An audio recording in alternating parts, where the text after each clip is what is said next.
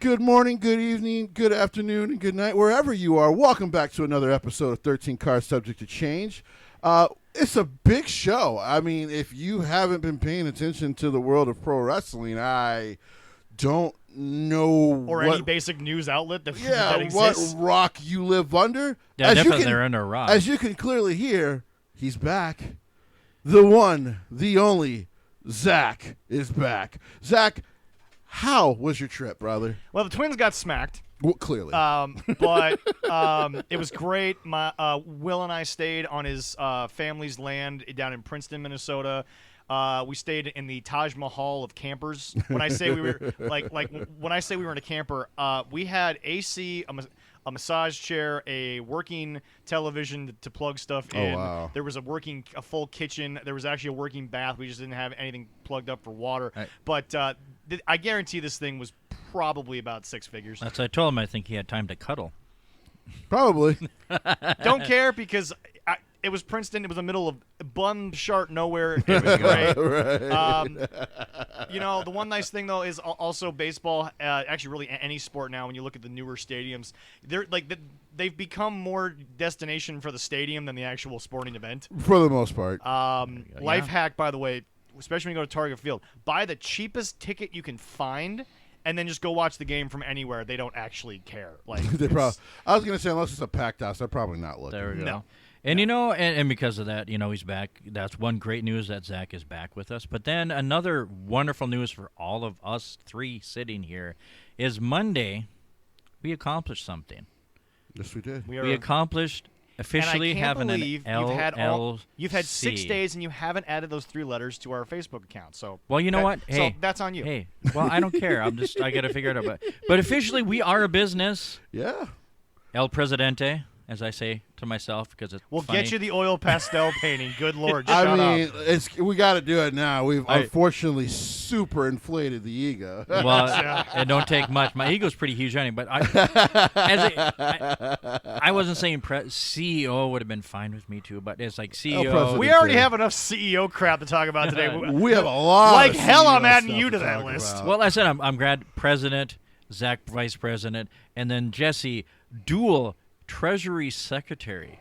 And future taking your emails, and future taking your questions, and there we go. And future, all around, first guy you guys get to talk to. We literally just started this thing, and we got to a point where it was like, you know what? Why not try to make it a little more legitimate? Like, it blew up in ways we never expected. Right. And thank all of you for that. Oh, yeah, no, 100%. Goodness. That's all on you guys. But the one thing I will say is this. It doesn't matter if you want to do this for fun, if you want to do it for whatever. At the end of the day, when you feel a groundswell, you have to take advantage of it. There's nothing wrong with that, and there's no reason why you can't sit there and say, okay, this is a little bit bigger than I think we were thinking it was going to there get. You go. And I appreciate Jesse coming in there, and I've done a lot of the social media and all that stuff, and I'm glad Jesse is up there to help with part of it. Oh, yeah. Because Jesse's been doing it for years. There's a lot of stuff, and he has a little bit more knowledge about he basically a few just things had to than I add do. So. an extra name to his list of things he already deals Right. with. And he's almost got us banned off Twitter 3 times. It'll happen. Yeah. and also with the result of this, you guys heard last week, we do have a new, can you say, national big sponsor for us. We'll have that commercial later. Yep. In the show. And also, we're working on new ones also too. big piece of news, like we started last week. And just to let you guys know, so you guys will all be ahead of the curve, this is the week to go ahead if you want to start to get your stuff early and get your exclusives early. Sign up for the Patreon, Yep. patreon.com/13_cards. That's patreon.com/13_cards. Because I believe starting next week, and now me and Leroy will get the tunings figured out. All right, yeah. I think we're just going to go ahead and live cast. So you guys are going to have to really have that infinite now. That's right. Because of our lovely Patreon audience. That's right. So for all of you out there, you want to listen to us on a Sunday, you're like, man, I got nothing going on this Sunday. I know. Football ain't gone on yet, so we got time to do something. So come join us. We'll actually have a live chat in there. We'll be able to respond to you right away. We're gonna at that point. I'm also gonna start taking live questions after the show as well. So yeah, go sign up for the Patreon. Only $3 a month. I mean, That's not that bad. it's pretty cheap. Yeah, that's pretty good. Barely a dent in your bank account. Now we have to Barely. get to something I did not expect us to be saying for a while. Wait. What are we starting with first? Wait. For the big news? Hold on, guys. There's no football, so the Vikings clearly didn't win the Super Bowl. So No, hell has not. And you frozen have over. officially the coolest quarterback in training camp. he'll be the coolest quarterback all year. Now, whether or not we make the playoffs is another thing, but he will be the coolest quarterback all year. Oh, I think I know what news Zach is talking about, everyone. Well, we got a couple here, so I think the biggest news of all time, really, in the last 30 years, is that Vincent Kenny Kennedy... Omega's back. no, he's not. First of all, don't ruin a good thing. I did not have that on. Oh. Yes, you have it on there, you idiot. Well, yeah, I do. It's number 8. Anyway, Jesse. But he's not right now. Jesse, please. Vincent Kennedy McMahon has Junior? officially... Junior, thank you. Junior, has yes. officially retired from the WWE as CEO, as head of creative. And by the way, okay, we get it. It's a major topic of conversation. You might stop listening because we don't discuss it. But here's the deal. The world knows the allegations. We're not here to delve into them for the 70 billionth time, whether it's been here or other social media sites. We're done with that. This is a wrestling show. We're going to stick to that. And I think the one thing that needs to just be addressed is it's not the way that we expected, but we are literally, and it is now official, we are one more news story away from Jesse becoming a black preacher and saying it is a bright, sunny day. We have gotten rid of all the bad people there. We are one more news story. It One will more. truly be a new day. It will. We are one news story away because we all know that. Let's be honest, Bruce will not have that. Bruce does not have that job in stone. It at all. It is an unfortunate temporary situation. He has that job in paper, pencil only. There's no way that's in There we pen. Don't tell me that's in pen. Because at the end of the day, if Vince has proven one thing and one thing only in his entire life, family will always come before ass kissing. I know. And I know it's close, Jesse, but Well, I will say this for poor Bruce and not so poor Kevin Dunn. I can't stand that buck-toothed idiot. bitch. well, but he's never gotten along. You've talked about this before. Kevin's really never gotten along with anyone but Vince. Vince is the only reason he's had his job for this long. Right. So yeah. He's So gone. yeah. He'll probably, it sounds like, and I've dealt with this before in music and in other business ventures where we call it, sometimes the problem solves itself. That problem will probably leave sometime after Summer Slam. Right. Good. Right. Bruce Pritchard, thank you for coming back. Your services are no longer required in pro wrestling. Well, but the thing about it is, literally, like within a week, his job title has not only changed probably 3 or 4 times. Really, really, Paul Levesque. Paul has never been someone that Bruce can kiss the ass of because Paul's not that kind of guy. And Stephanie. Now there are strong. There's been strong evidence though that even before Triple H's basic demotion and the way they try to treat him to kind of get him out of the power he was in. Yeah. Before all that, him and Bruce actually got along really well.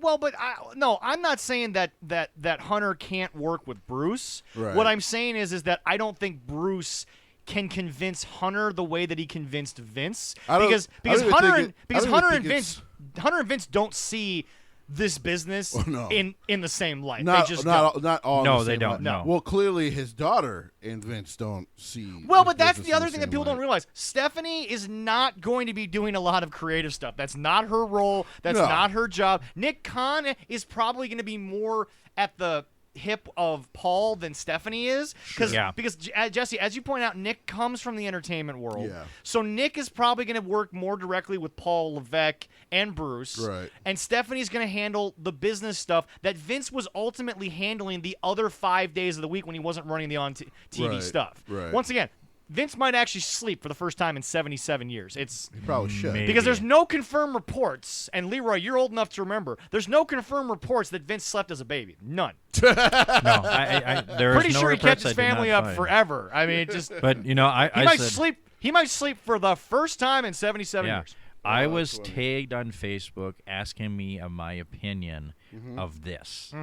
And my response was, hey, listen to our podcast when I post it on Monday at 13 cards. How many times do I have to and tell people? we will you want tell my you opinion? You gotta our opinion. Look, folks. Going back to some of the LLC stuff. Now that that's kind of also official, it's not that we're snobbish about it, but there's a place where you can get our opinion.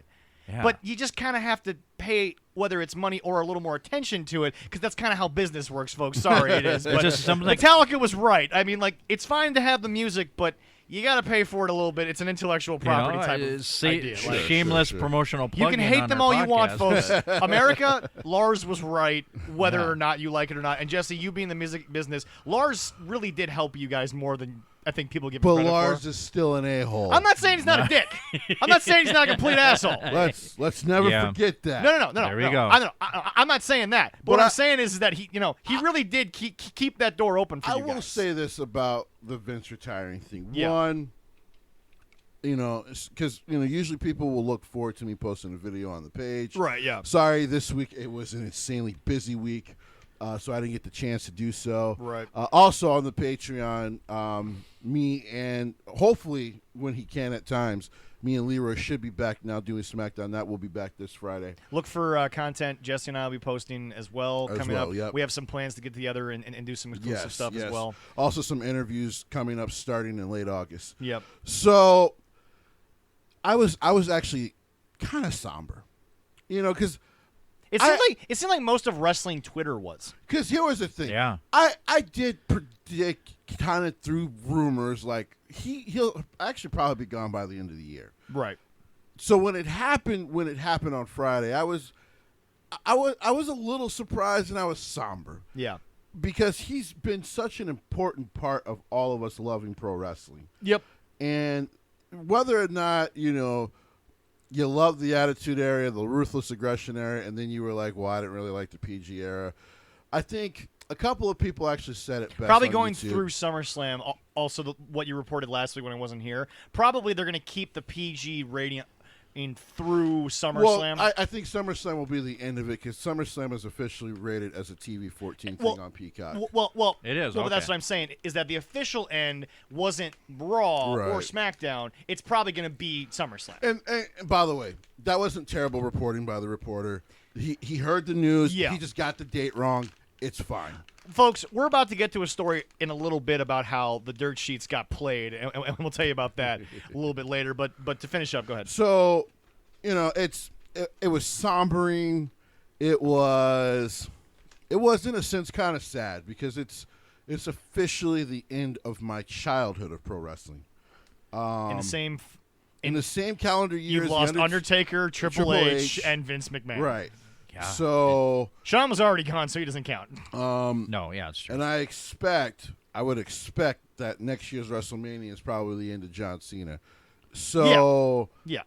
it's a really sombering time in wrestling.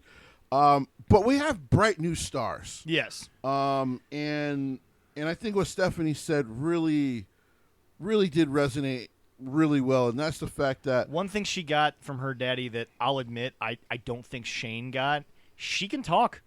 well, yeah, But not talk in a promo wrestling sense. She can no. talk in a sense of she will give you blind optimism through a business perspective, more so than Shane ever got. And no offense, because I don't know the actual statistics. Maybe that's why Shane's business ventures outside the company probably haven't done well. weren't that successful, Right. was because at the end of the day, I don't care if you're us, small business, or if you're Vince, or if you're even Apple. You gotta sell bullshit somehow. Right. You guys, enough of this weird thing that's been out in the media, or not media, but like social media, about people are like, if someone's not gonna work with you, don't work with them. Like, look, unless you are, and love or hate him, an Elon Musk, a Steve Jobs, you're not the top of the pyramid. You have to kiss a little ass. You have to say a few things. You have to understand there are people above you. Basically, you have to manipulate isn't the right word because No. that's a terrible thing to do. But Right, yeah. you have to, in less than better terms, work your way up to Yeah. certain things. So Yeah. put goals into place and achieve small steps to get to bigger goals. Yeah. Unless you're in charge of your income 100%, Right. there's somebody you answer to. Right. Y- So and you just have to get over that. I mean, even Yeah. if you're in charge of your own income, we love doing this podcast, and we are grateful for all of you as listeners. Yeah. But in a big sense, we are beholden to you as well. Yes. Because you are important to the growth of this community. Right. So and the majority of any future income will be going back to this. It's not for sure. It's not like we're all taking 100% of all money. But basically, what I'm saying is anything you do, you are usually beholden, especially if you're making money from it. You are beholden to somebody or something. Right. And like I said, because Vince's retirement letter, I thought the line, because it's very true. Yeah. The company is in really good hands. Oh, 100%. Now, he might not actually completely feel that way in his heart. No. Besides his own daughter. Yes. But otherwise, that's actually a very true statement. Well, but remember, everyone doesn't want to admit this. And oddly enough, Jim Cornette's one of the few older heads that actually admits it. He's always had the better business structure. Yeah. He's always had a place where you can argue the whole publicly traded thing till the cows come home. It is what it is. We are 40 years too late on that subject. He's a billionaire because of that. But at the end of the day, folks, he won because the office was always set up with people who were, again, a board of directors doesn't always necessarily mean that they work for WWE. Right. But this board of directors, they are the board of directors not of an entertainment company, but of a wrestling entertainment company, sports-based wrestling entertainment. So at the end of the day, unlike Turner, they can't take wrestling off their books because it's the only thing that brings in the revenue. Right. The people at Turner didn't want wrestling, but they had, Warner Brothers, they had this, they had AOL, they had all the, they had so many other things making the money. They were owned by Warner Brothers, did the merger with a really big internet company at the time. Yeah. Who then, then got bought out by a different company. Yeah. But yeah, WWE has always been a business based off of pro wrestling. Right. And yes, I was one of those guys, especially in 2009 and between 2009 and 2014. Yeah. Who was just like, maybe he's lost sight of pro wrestling, and a lot of us felt that way, and that's okay that we felt that way. Yeah. We felt like maybe Vince does not care about who grew up with this anymore. Right. But like I said, when I started to really come back to it hardcore for WWE back in 2016, and not really hardcore, I just started watching. Well, yeah. Now, if we're talking New Japan, you are a stan, sir, and there is no denying that. And we'll get to the G1 much later, everyone. Oh, yes. But yeah, it's one of those things, because especially as you get older, you start to understand. Well, when you can start to understand business, you go, I don't like it. I don't like what he did, but I get it. It was interesting. Brian last, and by the way, Jim and Brian had a great conversation about Vince leaving. Again, even those guys didn't want to have a long conversation about the allegations. They just wanted to try to stick to the business wrestling side of it. Whatever happens with those is going to happen. Yeah, exactly. But Brian said, because Jim's an old head who was brought into the business at a time where you were told to protect it, and you were let into a place that on the backs of many, many men and a couple of women, depending on the territory you were in. Right. The Georgia Wars are that's a subject you should research yourself. Holy folks. Right. But anyway, at the end of the day, folks, Brian said it. I think a lot of people, especially parents, used to always say it. I think parents always had that intuition. It was always predetermined. It was always meant for entertainment. Right. There was a large percentage of America who's no longer into it that believed in it, that thought it was legit. But as time went on, Jesse, the veil's been removed from so many things. Right. From so many companies. Right. I mean, right now, folks, I'm not kidding. You could literally go onto Google right now, and you can learn how to do everything from being a beekeeper to running a business in Silicon Valley. Right. I'm not joking. There's literally a step-by-step way to do it. Right. Whether you're the type of person that has the attitude for beekeeping or Apple, that's a different story. Right. That's based on you. Right. But the step-by-step instructions are right there. Right. These reality shows, whether it's Kitchen Nightmares or Restaurant Impossible, you can learn how to run a restaurant tomorrow. It's not that hard. Right. Whether you have the drive, determination, and smarts in a particular industry is a different story, and that is what it is. Right. But the interesting thing for me And I don't know how it's felt in Jesse's backyard of his hometown because Jesse, he ran New York for damn near half a century. Well, here's how the news was received Okay. back home. It was saddening Mm-hmm. because of right now it looks like how the story will be written. Of how it ended is probably not going to be pretty. But at the same time, is anyone here, and Leroy, I'll shoot it to you, not to interrupt Jesse, but is anyone shocked that it was something of this magnitude to finally make him take a step back and stop? We knew that he was never going to do it by himself. Right. Is anyone shocked that it took something like this to? Because Jesse, it was always going to take a Hiroshima-style bomb. Sorry, listeners in Japan, it happened. Yeah, but unfortunately. it was going to take something of that magnitude to make him realize that he could get out while the getting's good. Right. Because he was never going to do it without something else. Either that or death. Yeah. I mean, Really. And everybody had bets on death, so I know I had my But bets. the office pools are probably I destroyed had my New York bets today. on death. I mean, for you guys, you haven't been. I was watching wrestling before the Vince. those Great era. Depression eras must have been great matches for you. Yes, there were. But I was watching wrestling before Vince took over Right, yeah, WWF. yeah. I mean, I was in a heyday, and then for me, WWE or WWF, it's always Vince. Right. And now it's not. Right.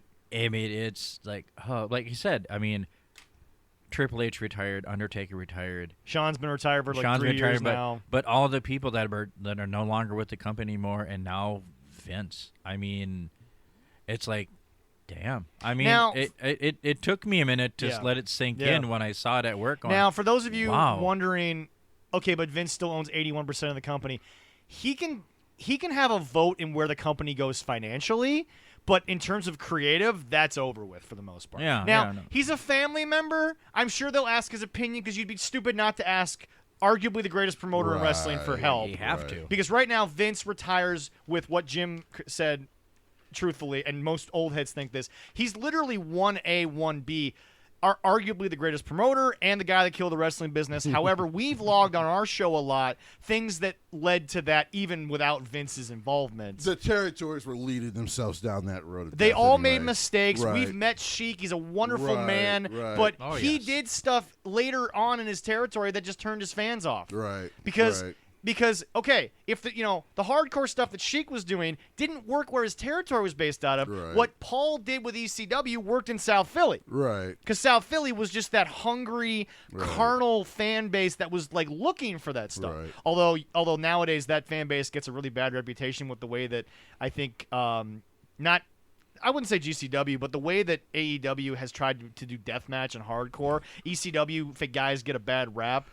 It was a different version. I was about to say that has nothing to do with what those guys originally did. That's just Right. bad homaging. Yeah, but at the end of the day, folks, Twitter itself, and even people you thought were like going to be angry about it, were very, very complimentary of the man. Well, because Business is business, but at the end of Right. the day, Jesse, you've said this more than anybody, and I'm serious, even more than Jim, even more than anybody else, you've said this. Hell, 95% of these people wouldn't have a career if Vince didn't put you on television. right. At the end of the day, Totally true. at the end of the day, you're famous because he decided to put you on television. Because he believed in you. Yeah. So yeah, it's AJ Lee was the person who the one line from hers that was shocking was thank you from me and my family. Well, yeah. So I mean, don't get me wrong, Vince helped her financially because he paid her. Right. But she was alluding to there was a lot more. I'm Well, not surprised Phil didn't say anything because right now Phil's kind of just been in the dark of a lot of things. So I mean, he was at Comic-Con. Well, yeah. I think Hiding his foot from everybody, let me tell you that I much. think Brian. I think Brian did speak on it a Yeah. little bit, but of course he was. He's already admitted like He'd still be there if he'd they still be there if they would have got the New Japan deal done. Yeah.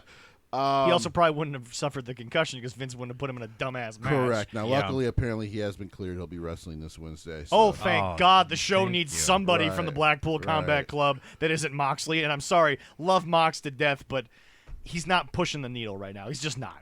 No. No, he's not. Only one guy can do so much. I mean, I think Claudio and Wheeler could if they're presented better, but the Yeah. problem is they're stuck in Tony's pet project of ROH. And don't give me Yep. this crap that the Briscoes sign a long-term deal. Unless they're on national television, you ain't done squat. Yep. I mean, they do have the deal, but yeah. Well, they have the deal, but what does that mean? They're just going to be on the pay-per-views? They're never going to be on the television? We'll come back to that. Exactly. So one of the big things I found relieving with the retirement, was the reaction of most of the wrestlers in the wrestling world. Yeah. The fans being split, I don't give a shit. Fan about. is short for fanatic. Right. Colin Cowherd says it all the time. Mm-hmm. He never faults them for how they feel on anything. Because, I mean, let's be honest, Jesse, you're never going to think clearly on the Jets. Actually, I do. Well, but see, you're one of the few. The majority of Jets fans are blind, like Vikings fans. It's 50-50 with Jets Yeah. fans. Yeah. Most of us are very honest about them. Then there's a half that they split. Well, but New York 50-50. has always been It's the just- city of blind optimism and harsh critique. It's That's just- the city of New York. Because there's enough pain in New York. And we expect when we pay to see you not to have any more. By the way, New York, fuck you. Byron Buxton should have been the MVP. You know what? But I get it. He was from Los Angeles. I get it. Understand, sir. Okay. Byron Buxton is great. Mm-hmm. He ain't better than Doesn't the matter. guy who's going to be the MVP. It doesn't matter. Wait, no. Aaron Judge will be the MVP. Giancarlo Stanton will not be the MVP. Well, that's what I'm. Well, either way, they're both on the same team. But but when it's a single game moment, sorry, you're not there without Buxton because there was no more scoring done after that swing. Just saying. we'll get to that later. Yep. Because my team's going to win the championship, so it's not like it matters. Every time you guys, It's going to be a Subway Series, so it doesn't matter. He's got the Mets over the Dodgers. Okay. Oh yeah. Okay. Yeah. Okay. The Mets have been injured recently. Speaking of Vince and AEW, let's actually tie in injuries. You know who's been great at managing wrestlers the past 25 years? Vincent Kennedy Kennedy McMahon. Jr. You know who's been freaking terrible at it? AEW. You know what I'm getting real tired of? Every other week, somebody gets hurt due to some bullshit. No shit. No, I'm getting real tired of. It's almost been 5. I think this year would be 5 years. 4 years. Officially 4 years. October, yeah. Yeah. Oh yeah, because some people count the whole build-up year, and that really doesn't count. That's when you were a T-shirt company. Right. And by the way, folks, that was not the haters. That was the internet that thought you were a T-shirt company because you had dick to work on.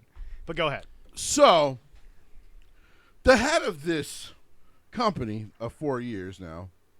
All Friends Wrestling, Spot Monkey Wrestling, Friends with the Cucamonga Kids Wrestling, whatever. Too many letters. The head of this company who, you actually were having a good weekend, a great weekend. You were. You really were. You had Death Before Dishonor was ROH great. Death Before Dishonor. By the way, I was happy to actually pay because it was actually only like $25 on the side I paid for. So I was just like, I'll take it, and Not it was bad. it was a great show. Yeah.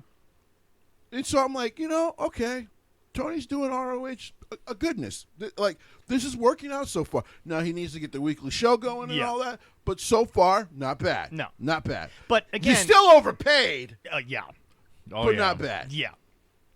Tony, until you get a weekly show, if you just run pay-per-views, it's going to take you 25 years to make that money back on God, ROH. yes. But what Tony did on Friday is what hurt his whole could have had a great weekend. I didn't watch the media scrum for ROH because I'm tired of those things. It's the same thing. He goes up. I never watch him. He goes up. He talks about how great it was, how much they're building. He refuses to acknowledge anything that they're. He refuses to talk about anything negative, which is usually what a media scrum is for, to allow people to ask questions of what could be coming next. He won't even answer. He still won't answer questions on MJF. No. Even though it's been reported he was supposed to beat Punk for the title, and now the brilliant mind of the Booker of the Year, and he'll probably be a 2-time Booker of the Year, the brilliant mind of him was like, okay, just immediately take him off of television because I can't get Punk. Really? There's nothing else you can do with arguably the best talent in the business right now below 26. The best talent that apparently agent kind of put some stuff out there that I've been right this whole time, maybe. He ain't coming back. Oh, no. No. So, And Tony, by the way, if you keep him for the next year and a half, you're just as petty as you claim Vince was. So here's the thing. Friday the announcement comes. Yep. We It was like 4 or 5 in the afternoon Central Time. Right. Which is a surprising time to put that shit out. No, it's not. No, it's not. It's an old school tactic. The earlier you put it out on Friday, the stock prices don't get hurt because the stock market's going to close, Right. and then the news of the weekend will kill it. Right. And then when Monday opens up, Well, here's the thing. There wasn't enough news on the weekend to kill it. I'm not saying it killed it. It killed it by stock market ideas because now over the weekend the investors now see that the structure is still in place minus the CEO. Right. When you let go of a CEO, it can tank a stock price. Well, yeah. Tesla might skyrocket into new places if we ever get rid of Musk. That's because he is so unlikable. Yes, yes. Oh yeah. And Disney might do well too, but Jesse's going to go on that rant a different day. Oh, you definitely. Oh, definitely. Oh, and I'm the one that want to get on rants. the Patreon. Oh, and I'm the one that rants. Yeah, okay, whatever. Oh, he really took that harshly, and I'm happy he did. Well, I'll get you back. Don't worry about it. I'll get you back. They put Deadpool 1 and 2 on Disney Plus. And I own Deadpool 1 and 2, and I own Deadpool's Christmas on I DVD. do not own Deadpool's Christmas, but I don't have that one, but it's basically just the telling of Deadpool 1, but it's they got Fred Savage today and chained him to a bed, and Deadpool's telling the story. No, they didn't. They duct taped him to the bed. Chained him. It's Deadpool. He doesn't duct taped him. I know. It's funny as hell. It's a phrase. Good Lord, man. It's funny as hell. You guys arguing about Deadpool Christmas is funny as hell to me. It is. It's great. Yeah. So on Friday, it would have been real easy to Mr. Anthony Khan to mention Vince and promote Rampage. Yep. Here you go. You ready? I'm not. By the way, I'm not even a graduated marketing professional, but I can give you the lines right here. Heard this news of Vince McMahon retiring. Damn shame. It has been great for the business. Yep. Me and my dad have loved his work. Yep. It has been an honor to be influenced and to now have been competing against him, since he likes to talk about. And I would have had no problem with that. Yep. He's nothing if not loyal to his product. Right. Vince, enjoy your retirement. You've earned it, buddy. Yep. You could have did a line of, I hope to carry help to carry a new wave of great wrestling. Yep. Tune into Rampage tonight. Right. Into Ring of Honor Death Before Dishonor tomorrow. Mm-hmm. But Boom! We're done. Nope. We're done. Everyone, but hey, good on you, Tony. Yeah. Good boy. Class. Hey. Class. No, couldn't do not that. that smart. Couldn't do that. No. Back to reality. No. Tony and his infinite cocaine wisdom. Yep. I gave him hell on Twitter for that. Decided, as you know, on Twitter, to make stupid little jokes. Yeah. I'm the longest tenured CEO now. I'm sorry.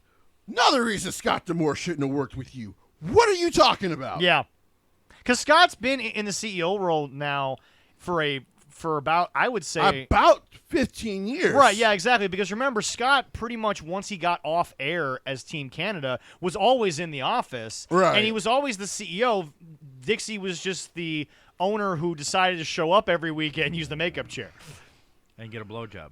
All I have give one. She didn't get nothing. She gave it. She gave him a blowjob. She gave it.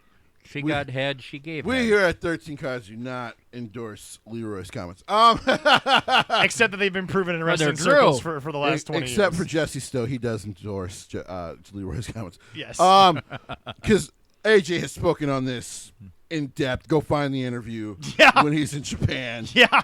You'll know all you need to know about. Because the Japanese media will eat that shit up, and no one hits you. Well, because here's the big thing in Japan: they usually don't like violence, but of course wrestling is different. Yeah. And their whole culture about women is totally different. Yep. But you know what they don't care about is swearing. Yeah. So AJ got it all out. No. Yeah. Oh yeah. Let me tell you something. They're bleeped in America. Those backstage pressers after events, they ain't bleeped over in Japan. Bro, the F-bombs they let foreigners drop because they don't care about swearing. No, they don't. They don't. It means nothing to them. No, I know in recent years they have told them to lighten it up a little bit. Yeah. But otherwise, But there's moments, especially when the King got his shirt today, folks. He does. Walk with Switchblade. When he needs to have a moment, though, ain't nobody telling him no. No, It's no, not going to happen. Thought It's I was just- gonna walk with Ezekiel. Oh, Yeah, it's I had Prince to with the say that. switchblade, I had to say that. Sorry. We'll let it The go. king does not care how you praise him. As Just- long as there is praise to You the just king. you bend the knee. Yes. Okay. All right. Yes. So here's the thing. Tony, Leroy, go ahead. What I said to him? Tony, No, just no. do your phrase. What's your line? Oh, Tony, yeah. Shut the fuck up. There we Why did he have to what? Dude, cocaine is a hell of a drug. Isn't it, though?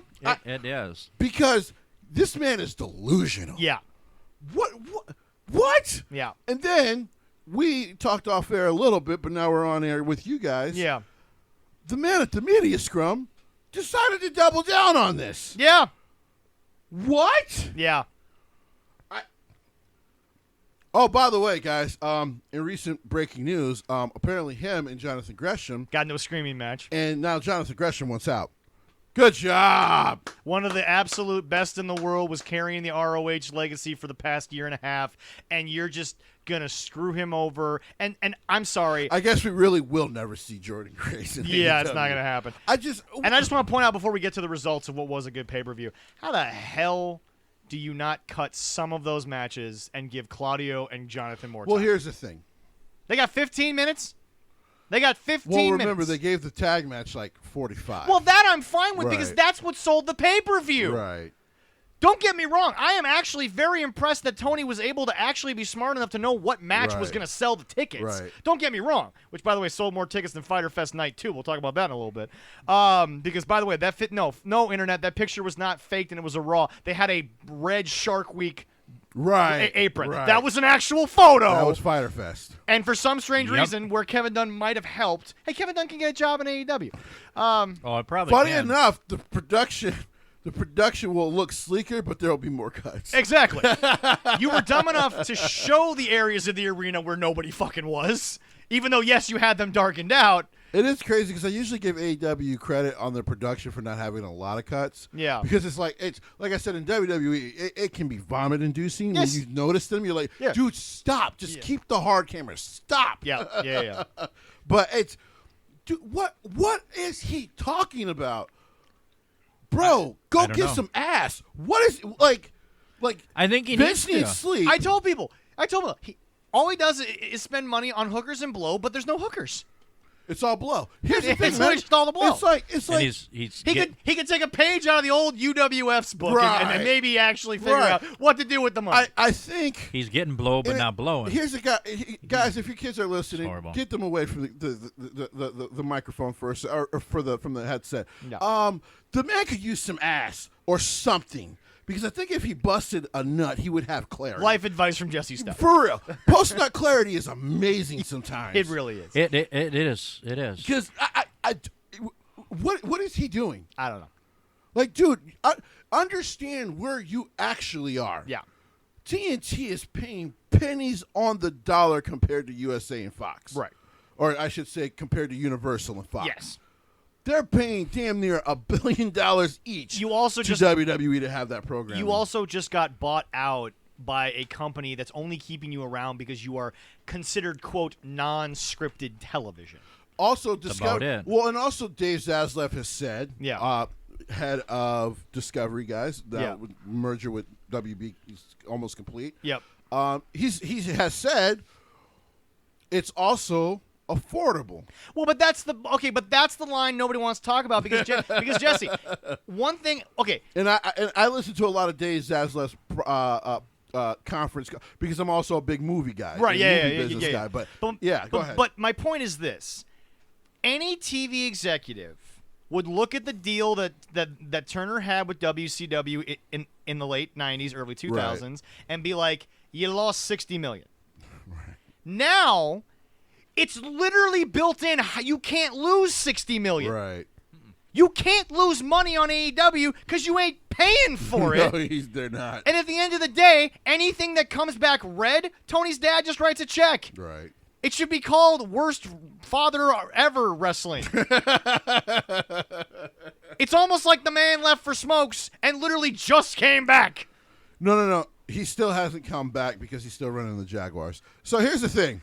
Those are the pack of smokes. He still hasn't picked them up. Oh, no. Because they're ruining probably one of the greatest quarterback prospects since Andrew Luck / Peyton Manning. The worst quarterback rookie year of all time belongs to Trevor Lawrence. It's incredible. And by the way, he goes almost anywhere else. No one sees that happening. No one sees that happening. It's like that man does what Baker Mayfield reportedly did to Cleveland, but actually gets to 10 wins. Because here, Tony, understand, here's how you ruin a franchise, because you're doing it now. Yeah. Parallels to football and AEW. Yeah. Here we go. Yeah. Ready, everyone? Get a franchise-type guy who can lead you.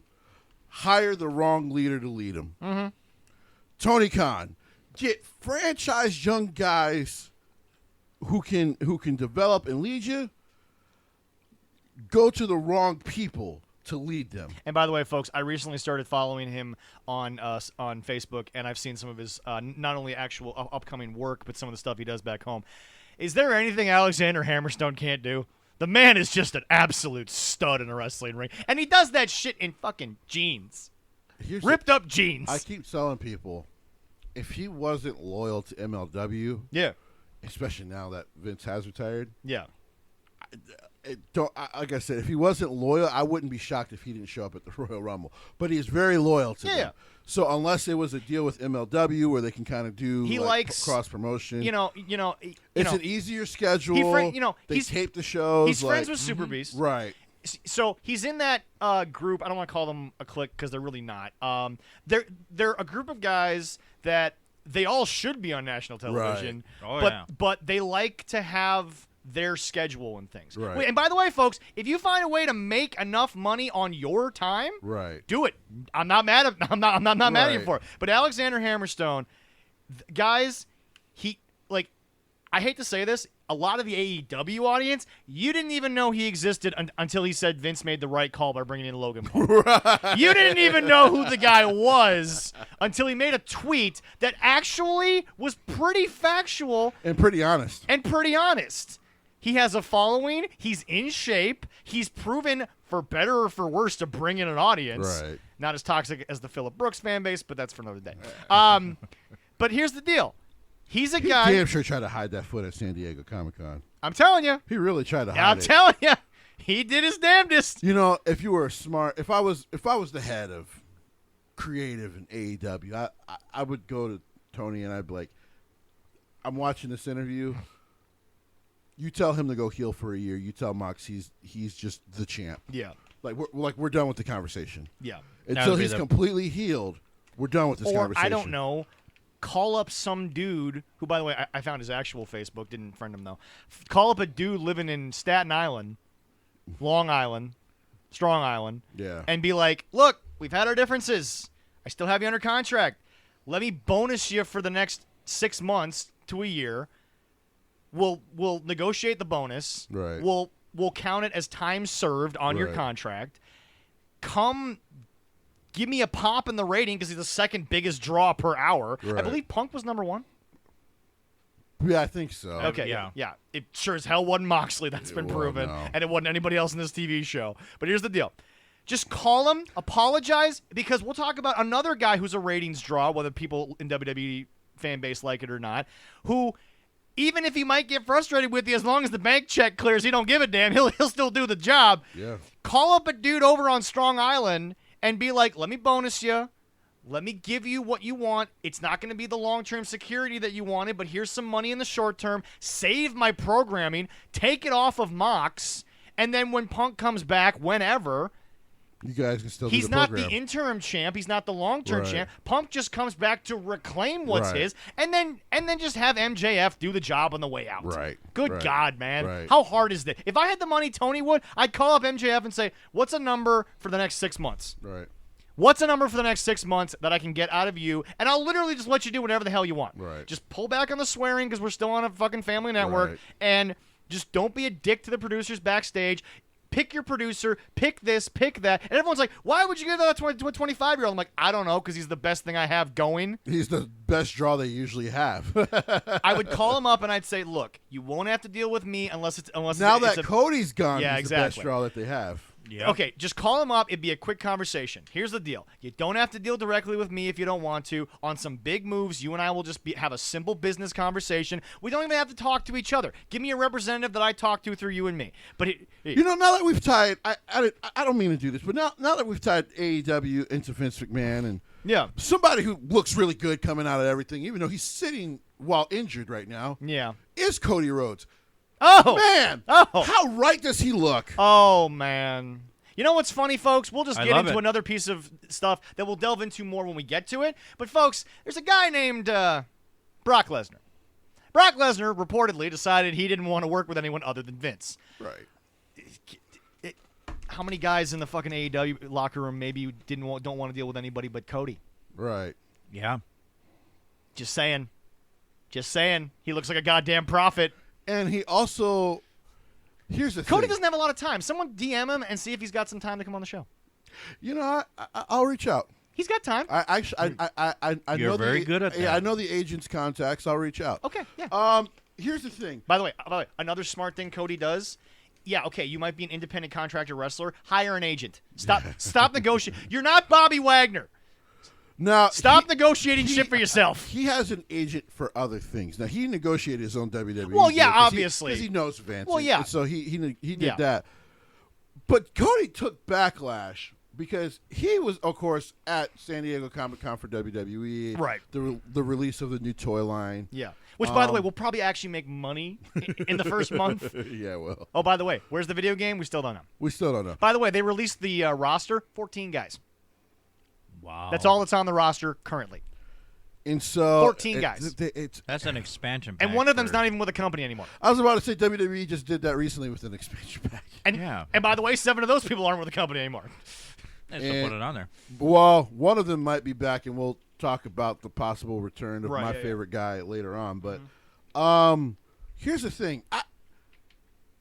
He was at San Diego Comic-Con for the toy line thing Yeah. with The Undertaker and a couple other people. And don't read into these things about people saying Cody may never wrestle again. No, what it is it's an injury that takes a long time to figure out because before you can figure out how to wrestle, you have to figure out how to do basic everyday shit.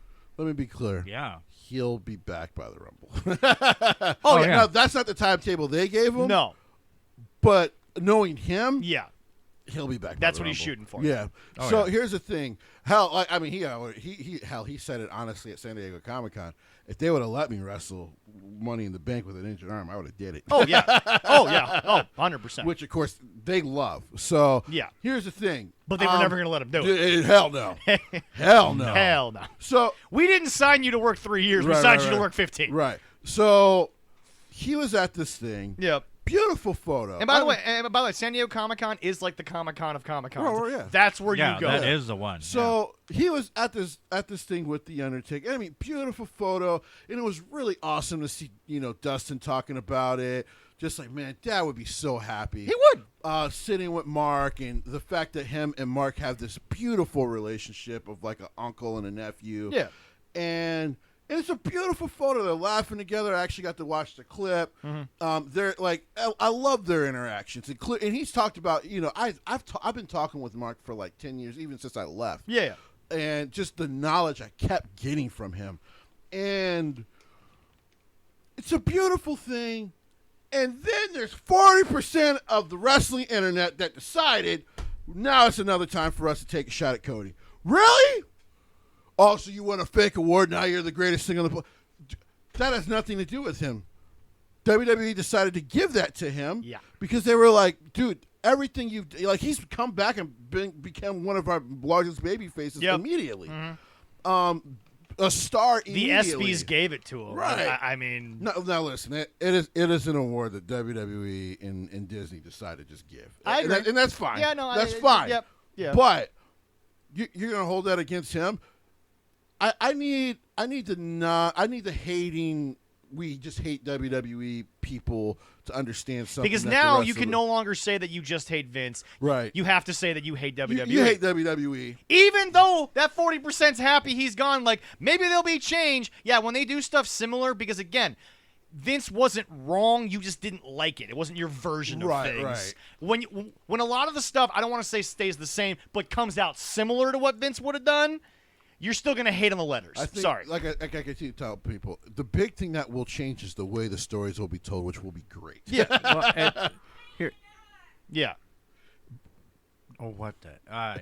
But as we were saying, sorry for the pause there. It's a live recording studio, man. Yeah. What happens on live TV? It happens, baby. Yep. And so it's one of those things. So, there's this beautiful moment. They're selling these toys. Cody's talking about, I still watch the product as I've been And he was recovering. still just doing his duty. I mean, And- he was doing he was the good soldier, basically. Yeah. That's all he was doing. I mean, he's going to be champion when he comes back. Damn straight. He'll be champion at WrestleMania. Oh, people yeah. understand. Either it will be Seth or it'll be Roman, but he's beating one of them. Yes. So, this beautiful thing. And then all of a sudden, and it was beautiful to kind of see that 60% of the IWC have not lost their minds. Yeah. Because there was this thing of this backlash. He's a traitor. He's like, guys, he understood. He wanted to stay. He understood the way this is going. This ain't going to end well. No. And I want to get off this shit. Also, Jesse, I apologize for being back and interrupting, but No, it's okay. but if I may. People love our banter. Yeah, exactly. If you freaking get executive power somewhere and someone just says, I'm taking it from you for no good reason, but the idiots that you're in business with get to keep it because they've still got it. Don't give me that bullshit. They still have it. Right. How are you going to react? Everyone wants to stand up there and say, I'm about me, I'm about me. Hold on, time out. So you're just going to lay down when Tony Khan says it because he's not Vince McMahon. Right. You're just going to lay down when this guy, who you clearly know is not Vince McMahon, just says, I'm going to take it from you, but hey, Kenny gets to keep it even though he's doing dick for me right now, and he's prolonging a basic-ass video game. Right, and here's the worst part of it was... How are you going to react? This, I keep telling people, like, really look at the timeline of how AEW started. Yeah. If not for Cody, it don't happen. No. Understand, 3 of those elite guys had WWE contracts waiting on them. Yep. It was Cody who went, why don't we just start our own thing? And here's the other thing. If Cody doesn't do that, if Cody wants to... Cody is the one who set up the meeting with the Bucks. If Cody... and set all that stuff If up. Cody wants to give New Japan a run, Jesse, for even a year, yeah. Where are the Bucks and Kenny? They're in WWE. They're in WWE. They're in WWE. The Bucks can do all their hokey, stupid shit because they'll be paying them so much they'll let them do it. Right. And nobody cares in WWE because they don't care about the tag team division. No, they don't. Sorry, boys. But boys. Funny enough, they'll actually care more now that Vince is gone. Yeah. But funny enough, boys, let me be very clear to you here. You ain't beating the Usos. They're never going to let you beat them on a major pay-per-view. That wasn't happening. And Kenny's probably the Intercontinental Champion within 6 months, and then in 6 more months, he's got a world title run. Oh, Kenny would have been a main eventer. Yeah. Like, the star power alone and what they could have done with marketing alone with him, knowing what he did in Japan. Yeah. Oh, he would have been a main eventer. There's no doubt about that. But it's just... It was a 7-figure deal. It's the lie that they have fed this fan base... that this fan base keeps living Jesse? on. Do I have to send him back in the time machine? Because I only have that for another 2 weeks before Austin needs it back. Before I stop talking about the Bucks again completely. Yeah. We might have to see if we can lease it longer. Yeah. But it's the lie that they told this fan base that they hold on to. Like, we were never going to go to WWE. Bullshit. It's like when Kenny came out after he debuted at the press conference and he tweeted out, did you really think I was going to leave? Yeah. Yeah, we did. Yeah, we did, Kenny. Because it was funny because it wasn't, it was the guy who tried to get hired there, who didn't get hired there, who's now being an asshole about not getting hired there, Road Dogg, who told on Kenny. Yeah. Because he did that press conference and he said, I mean, it's kind of just funny, Paul gave you that contract 2 weeks ago, and you said you would sign it. So, it's just interesting. Hold on. Time out. Somebody else doesn't agree with the Elite's version of things, so now the Elite is quote-unquote trying to get their fan base to bury that guy. Road Dogg was very honest about a segment on Dynamite we're going to talk about, or that you guys talked about, and yet he gets hate, and they're all Bucks fans. They're all Bucks stands, every single one of them. I said it. I commented on it, and a lot of people... By the way, folks, when I first started hating on AEW, I got 1 or 2 likes. I didn't even get that. Right. I got a lot of replies about hate, though. Now, there's a lot more hearts. There's a lot more likes. Yeah. And by the way, that's how your favorite wrestlers live, is by likes and hearts. Right. But there's a lot more to me of people agreeing with my statement of how many more industry guys have to say the same goddamn thing for you people to understand that you are currently being lied to by two guys who, by the way, barely care about Kenny. No, they don't. The way they care about themselves. Yeah. Because again, I'm going to say this again, and no, it's not a random thing to bring up. The reports from Japan are out. They didn't care about the Bucks. They were friends with Kenny, so they came as a package deal. Right. Gato didn't give a shit about them boys. No. He liked the other dem boys, but he couldn't get dem boys to come over. Right. But those boys from Rancho Cucamonga were never going to get Gato's attention if Kenny didn't sign off on it. Kenny and Cody. Yep. Because they actually wanted to keep Cody. They did. And Harold Mange got over pissed off, which was the reason they ended up starting AEW. Yeah. So At the end of the day, they have fabricated a lot of shit that everyone comes out. And again, Brian Last said it best, and it was actually when they dropped the tag team titles. Wait 4 years from now, because that's when all the extensions and the options are done, and the original cast of AEW gets sent back to Rancho Cucamonga. Once they're back, and they're no longer cashing a check out of Jacksonville, wait till the podcasts start flowing with stories about how, guys, Brian Last and Jim Cornette are not doing it for clicks and likes. There's a lot of confirmed stories. The word douchebag for Kenny gets sent out a lot. He's nice, but he's the biggest weirdo in the world. And by the way, Allison will want me to correct. There is a difference between bisexual and pansexual. Sure. Regardless of what one Kenny is, it's never factored into anything. I can tell nobody cares. That bisexual or pansexual. Listen, I know you lived in Japan for a while, brother, but your clear obsession with Joshi wrestlers it's funny because I put it out there because I love Kenny Omega. Yeah. And so I put it out there on Reddit and on Twitter, and I took heat, and I didn't care. Yeah. But I'm like, guys, I'm just telling you, when he comes over here, he's gonna have to lay off that love of the Joshi wrestlers, because to a major pro wrestling audience, it's gonna feel weird. Yeah. And it's going to feel dirty, and they're not going to want any part of it. But that's my thing. No one cares what Kenny does in his spare time. Right. It has no bearing on this conversation. If Kenny likes men as much as he likes women, Jim Cornette doesn't give a shit. I don't give a shit. No one cares, Kenny, but all the stories are he's a nice guy, but he's a weirdo. He's just a fucking weirdo. And by the way, that phrase "fucking weirdo," it's been said a lot. I was about to say it's very popular when it comes to people. Whatever. Talking about Kenny. It's happened a lot. It's cool. It's cool if he's weird, but it's just so. In the next 4 years, Tony, you're gonna have to be spending a lot of money on NDAs because the Bucks are gonna tell you to keep paying people on the side.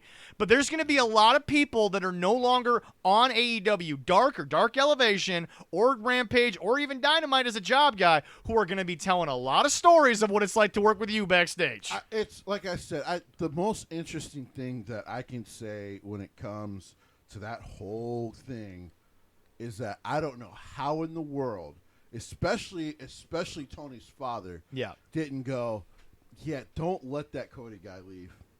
The other guys, who gives a shit about? But that dude understands business. Jesse. New Japan is a little more open than the Vince version of WWE has been in the past of bringing in guys to work from the Western side. Yeah. Now, Gato has worked with less talent gaijins than, let's say, Antonio did when he was running things in New Japan. Right.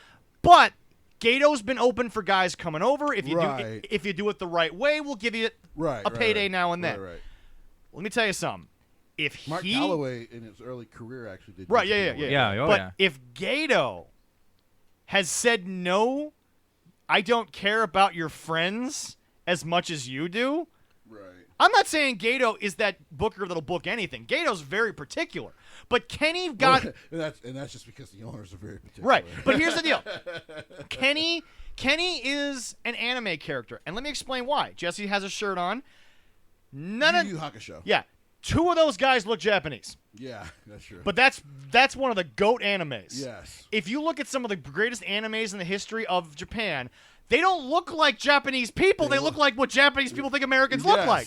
So Kenny got over as an anime character in real life. Right. He embraced the Japanese culture. He spoke Japanese. He was, from all intents and purposes, to the fans of New Japan Pro Wrestling, nicest guy in the world. Right. He was professional in front of the fans. Right.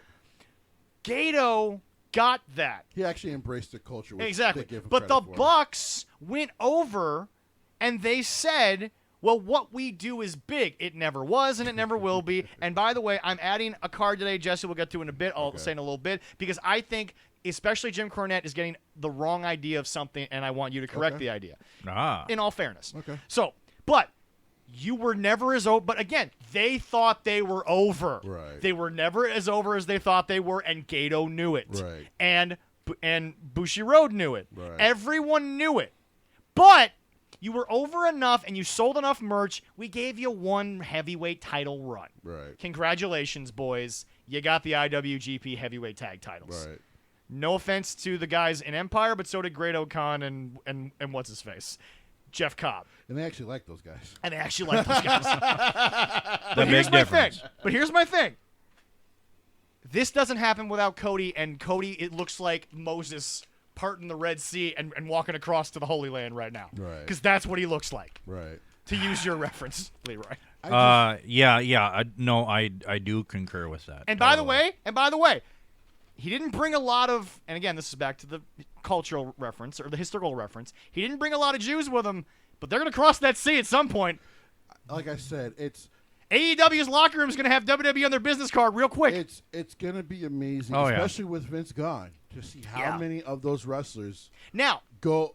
Like, how many of them are we going to see Now- pass through NXT? Now, it's going to happen. Let me say this. NXT, the black and gold brand, is gone. That's not coming back. Right. Triple H, he embraced it before he got sick. Right. He embraced the rebrand. Right. Now, does this look like what he would have done? Probably not.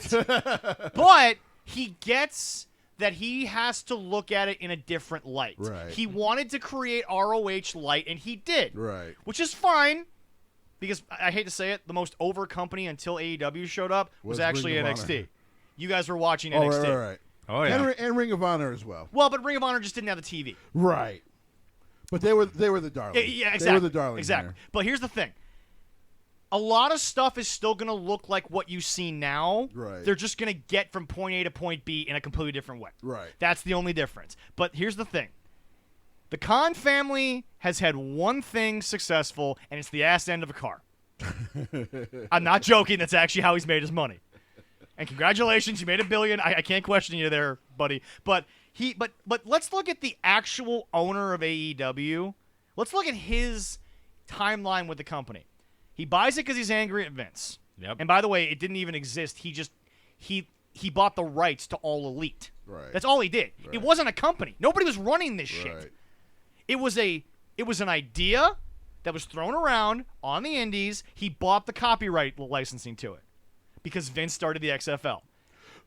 Because of a thing that went wrong with the XFL. Exactly. So what? Yeah. You know, so for those who don't know, Tony wanted to have, because of course he has the Jaguars. Yeah.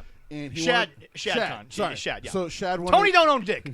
He owns ROH, but that's it. Shad owns the Jaguars. Wanted to kind of have one of the expansion teams in the XFL when they were actually doing good before the pandemic. Yeah.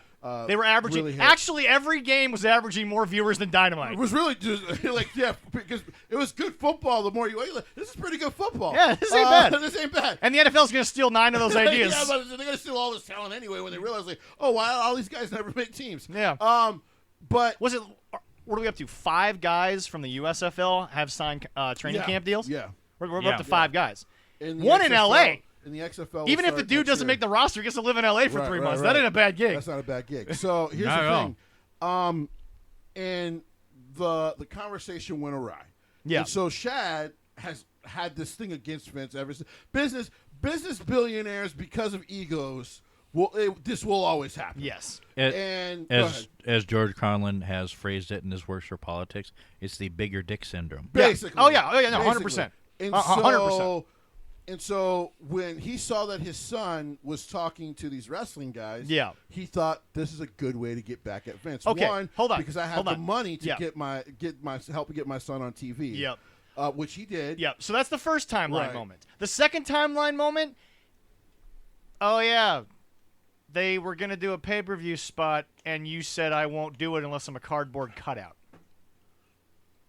Oh, yeah. That right there shows how much he gives a shit about this product. Right.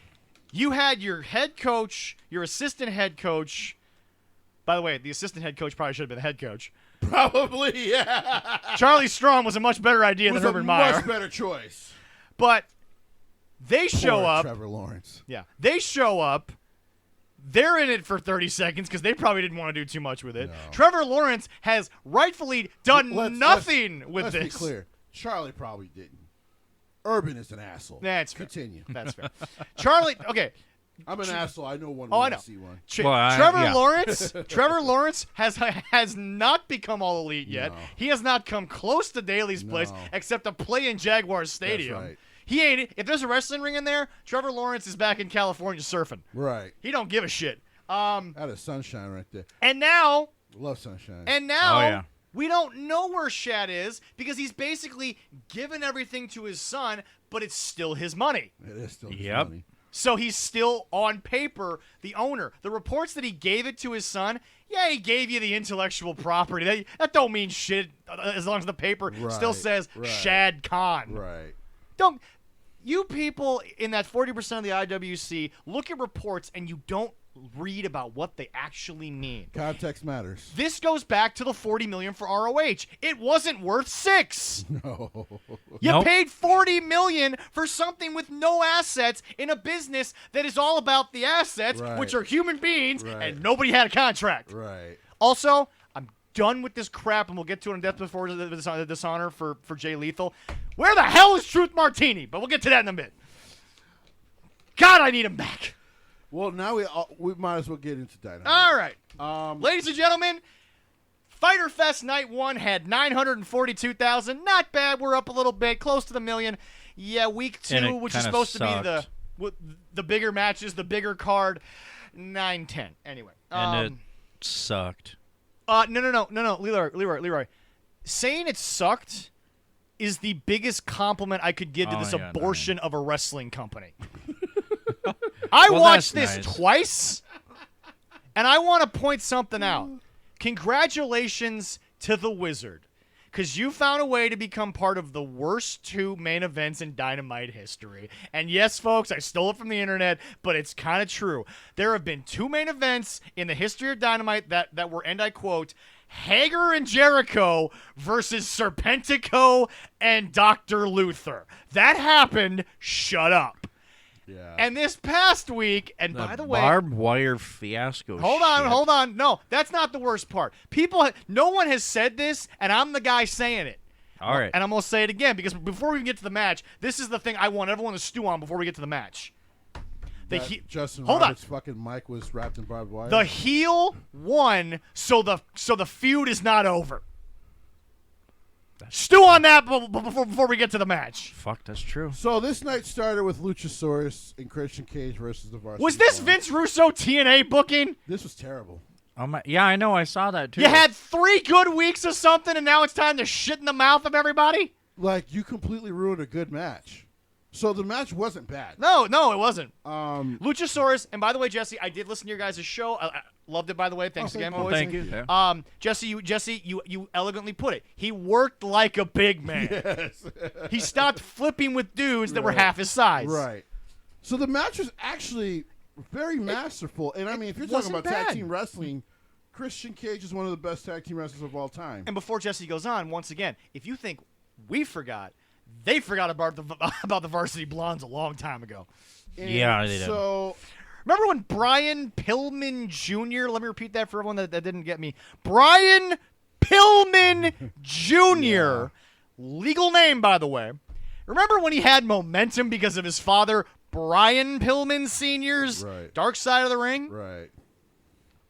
That's all I got to say. That was clearly awful promotion. Hey, the Bucks saw that as a problem. Right.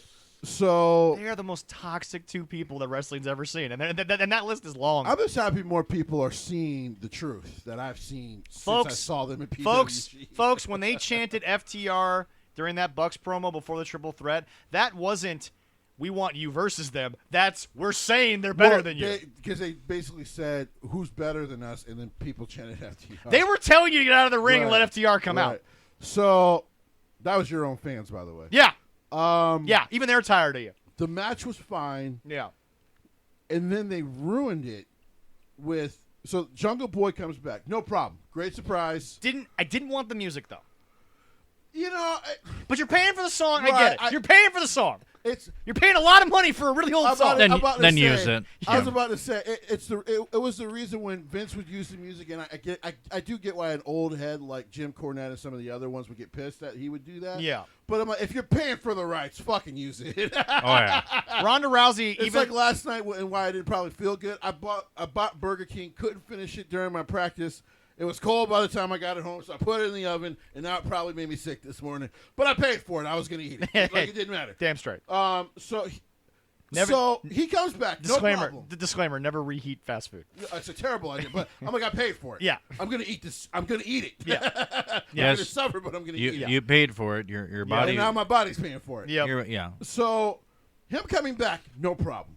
No problem. Because I thought he's going to come back. Christian will run. Pause. I'm okay with him coming back early because they never Yes. really did anything to him that Right. meant he'd be Right. out long. Now I'm gonna unpause later on in this show because that's where I got angry. But go ahead, Jesse. So I thought, okay, he'll come out. We're actually going to now see the starts of this Luchasaurus Jungle Boy feud. No problem. Yep. No problem. I'm excited for What's this. the first thing they do? So Luchasaurus gets out of the ring. Looks like he's going to attack his former partner. No, Turns face again. So now Luchasaurus is Big Show. What is happening? What? It's Vince Russo and TNA. Folks, TNA It made no sense. TNA for like $4 or $5 on what's the subscription to their YouTube?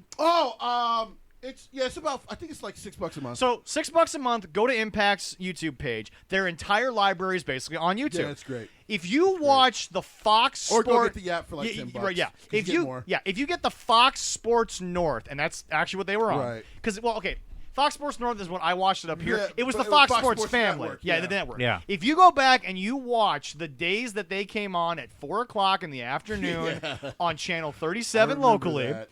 Yep. They were so into this idea that the payoff was 3 weeks on basic cable after it started. Abyss, he got the worst end of all of Yes, it. he did. That man's career in TNA, he should have been so angry at the fact that there was so many times that Abyss did something, and 2 weeks later, it's over. Right. That man had so much start, stop. His career should have been over just on that booking. Right. But he's a great performer, and he's a great And person. he was able to overperform all Exactly. that, and Joseph is a great person. But that's what they're doing. Right. Folks, I want to be very clear. The timeline where you've called Christian the biggest dick in all of wrestling, it's not even been a month. And now the payoff is happening. What Luchasaurus should have done is gone to Christian and said, what should I do here? Because what should have happened is you put the boot to that kid's ugly mug. Yep. Because that's what Christian's been calling it. Right. I'm not. Kids are very looking. He got dad's good looks. I'm not saying he he's a did. great looking kid. But yeah. but Christian would have been in character and said, you put a boot to his ugly mug, and we spend 3 weeks where you choke slam the crap out of him. Right. Not through anything. Right. Just square in the center of the ring. Right. Beating him up after matches, stuff like that. And then when we got to a pay-per-view, right. which you apparently still think people are willing to pay $50 for consistently in amount in America. Nope. Well, see, Jesse, let's do it now because I'm going to write it off as a tax write-off.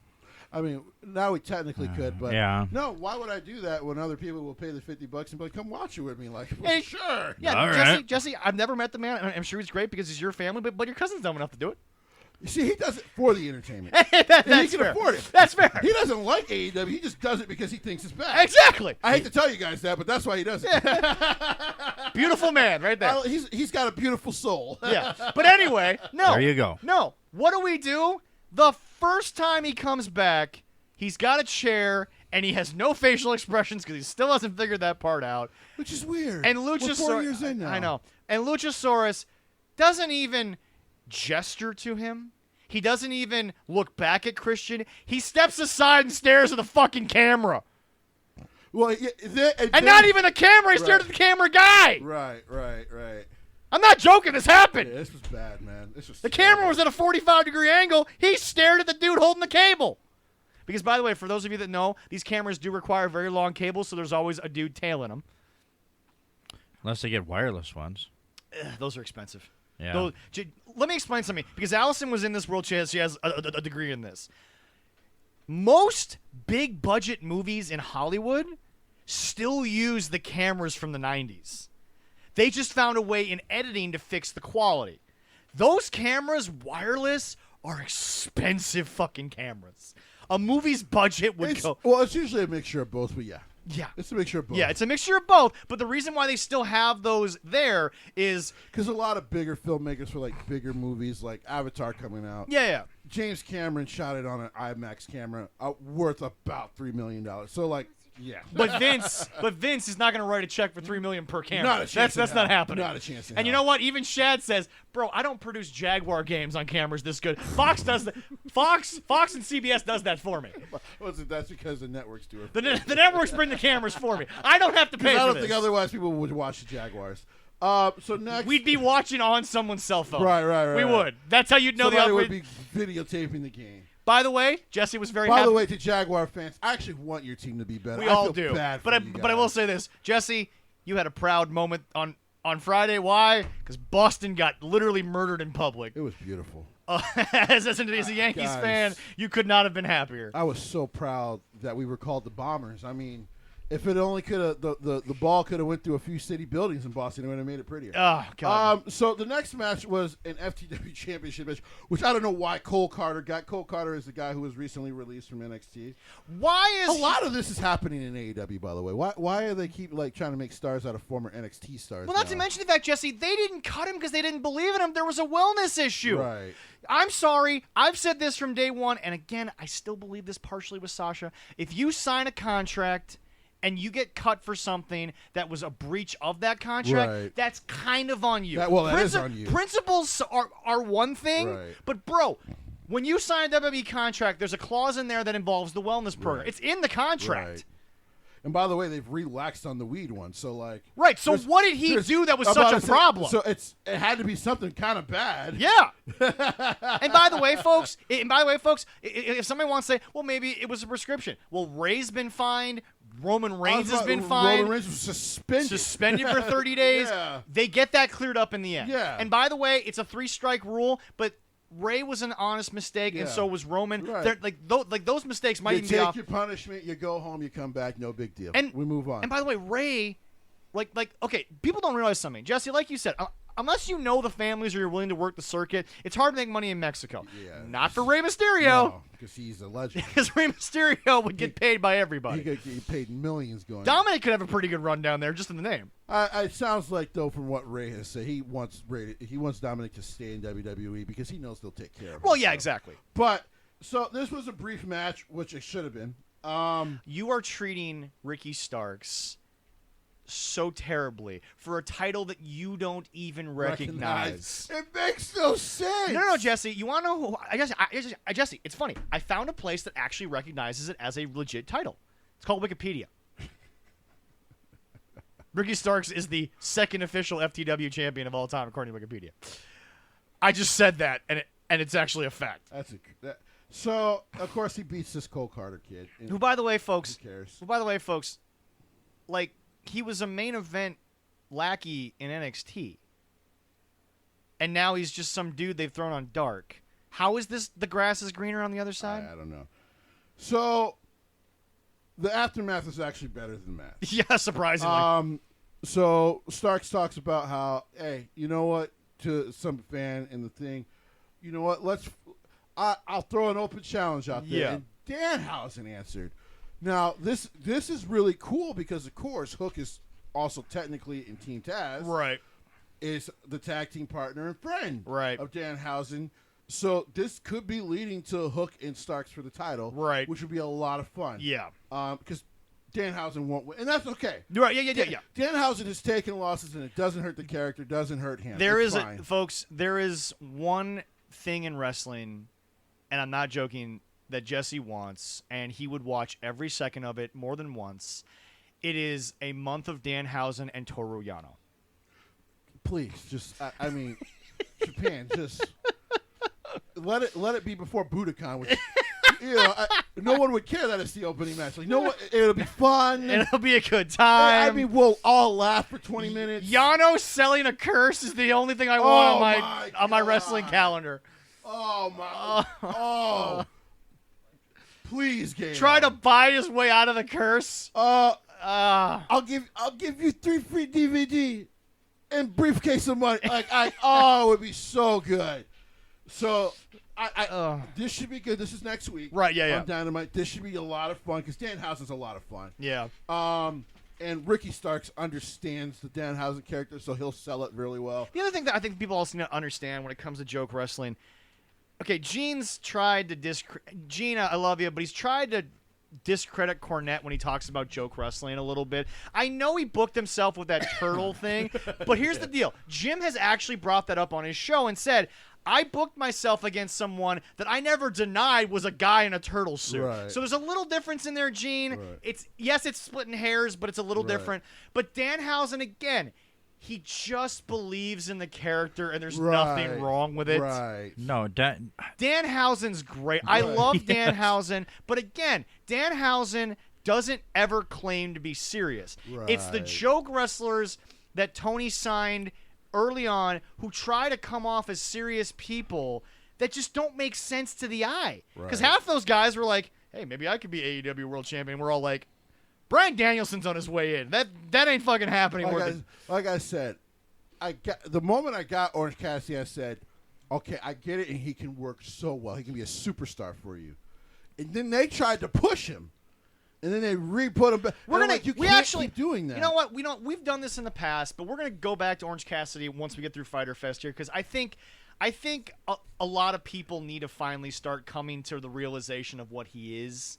And by the way, I'm not going to bash the guy. We're not going to make jokes about his rope stuff. We're not going to do that. Jesse, I'm with you now. He's been a lot better about that. Right, yeah. Yeah. Oh, yeah. Because it was pointed out. Probably. But anyway, we'll get to him in a second, but go ahead, Jesse. So next was Jade Cargill and her baddie Kiera Hogan. Unfortunately, it sounds like the new baddie Layla Gray was unfortunately injured in a live event. Not a serious injury, but right, yeah. So she was actually supposed to be a part of this match. Right. Yeah. This was supposed to be a 6-woman tag. Yeah. And it happens. But by the way, this is why Vince is very particular. And so even though I think we'll see now more WWE wrestlers go to like indie promotions, you're usually very particular about how you do it. Because this can happen. Well, but remember, Jesse, and Leroy, this is actually to you, when we were there, despite all the wonderful, wonderful wrestling outside of WWE as the sheep herders and all that stuff, Bushwhacker Luke was Bushwhacker Luke. Right. He played that gimmick to it. The Mountie played it to a T. Right. Oh, God, yes. Because be careful what you do in these indie places, because this is... It can get messy. It can get dicey. Yeah. So, by the way, we love indie wrestling. Don't get us wrong. No. But when you're the former guy and you're known for something, stick to that. Right, because it's going to make you money. Exactly. So it was Jade and Kiera versus Athena and Willow Nightingale, because then they kind of did, I think, a smart piece of booking where I want to call him Malcolm Bivens, but he did Stokely Hathaway. Thank you. Where he Malcolm was like, Stokely. Let's just go with that. He was like, we filed an injunction against the very violent Chris Statlander, so she is barred from ringside. But that was just a way to make sure this stayed a tag match, and I had no problem with it. Oh, yeah. To me, I thought that was very funny. Very to me well though, it's up there with the whole Dan Lambert. They don't have an official managerial license. It's one of those things where you're like, really? Yeah. Really? But they try. Okay. Once again, I am an objective watcher. I'll move on to the match. Go ahead, Jesse. So the match was, I thought the match was pretty decent. Of course, Jade did get the pin over Nightingale. No problem. Willow's on the upcome. I love her progress in pro wrestling. Unfortunately, Gene she likes had some her. travel. Huh? Gene likes her. She's great. Yeah. Now, she had some travel issues, so that's why because she was supposed to go to Stardom, do some work with Stardom. Right, yeah. She's trying to get that figured out, but the good 50% of the IWC that I've seen on the internet, and she has appreciated, has been like, hey, we're just happy to see you. Yeah. So Also celebrating a young black female who is an up-and-comer in this business. and There we go. and actually, I think is doing an MAW event in September, and I hope to make it to it because I would like to meet her. It's either the September one or she's going to be at Women of Nations. Yeah. I think it's one of the two. We'll have Leroy looked that up, but yeah, go 'Cause ahead. I know they announced her for Yes, something. yes. And I would hope to go see that match in person because Willow's great. Yeah. Of course, there was an afterbirth because there's supposed to be a triple threat for the TBS championship, but there's been no story recently. No. How do you not have a decent story between these three? Oh, women? by the way, you took the top 2 women in your heavyweight division, and now they're tag team buddies. Just pointing that out. So Kenny, please come back and focus on your wrestling so you can stop focusing on this. they actually, they really do actually need a. They actually really do need a woman running their women's division because this is terrible. You want to know what they need? This is terrible. And Actually, as a matter of fact, maybe not because Jerry Lynn is there. well, yeah. Anyway, But no, Jesse. You know what they need, whether it's on screen or behind the scenes, and it's not this person, but this is the name that I'm throwing out there. It won't be this person because she's currently married to somebody who's gonna be running WWE in 4 years. They need a Karen Jarrett. Still better than Kenny. probably. Still better than Kenny. Probably. I'm gonna skip to one because they kind of put these out of place a little bit. Sure, yeah. Brody King versus Darby Allin.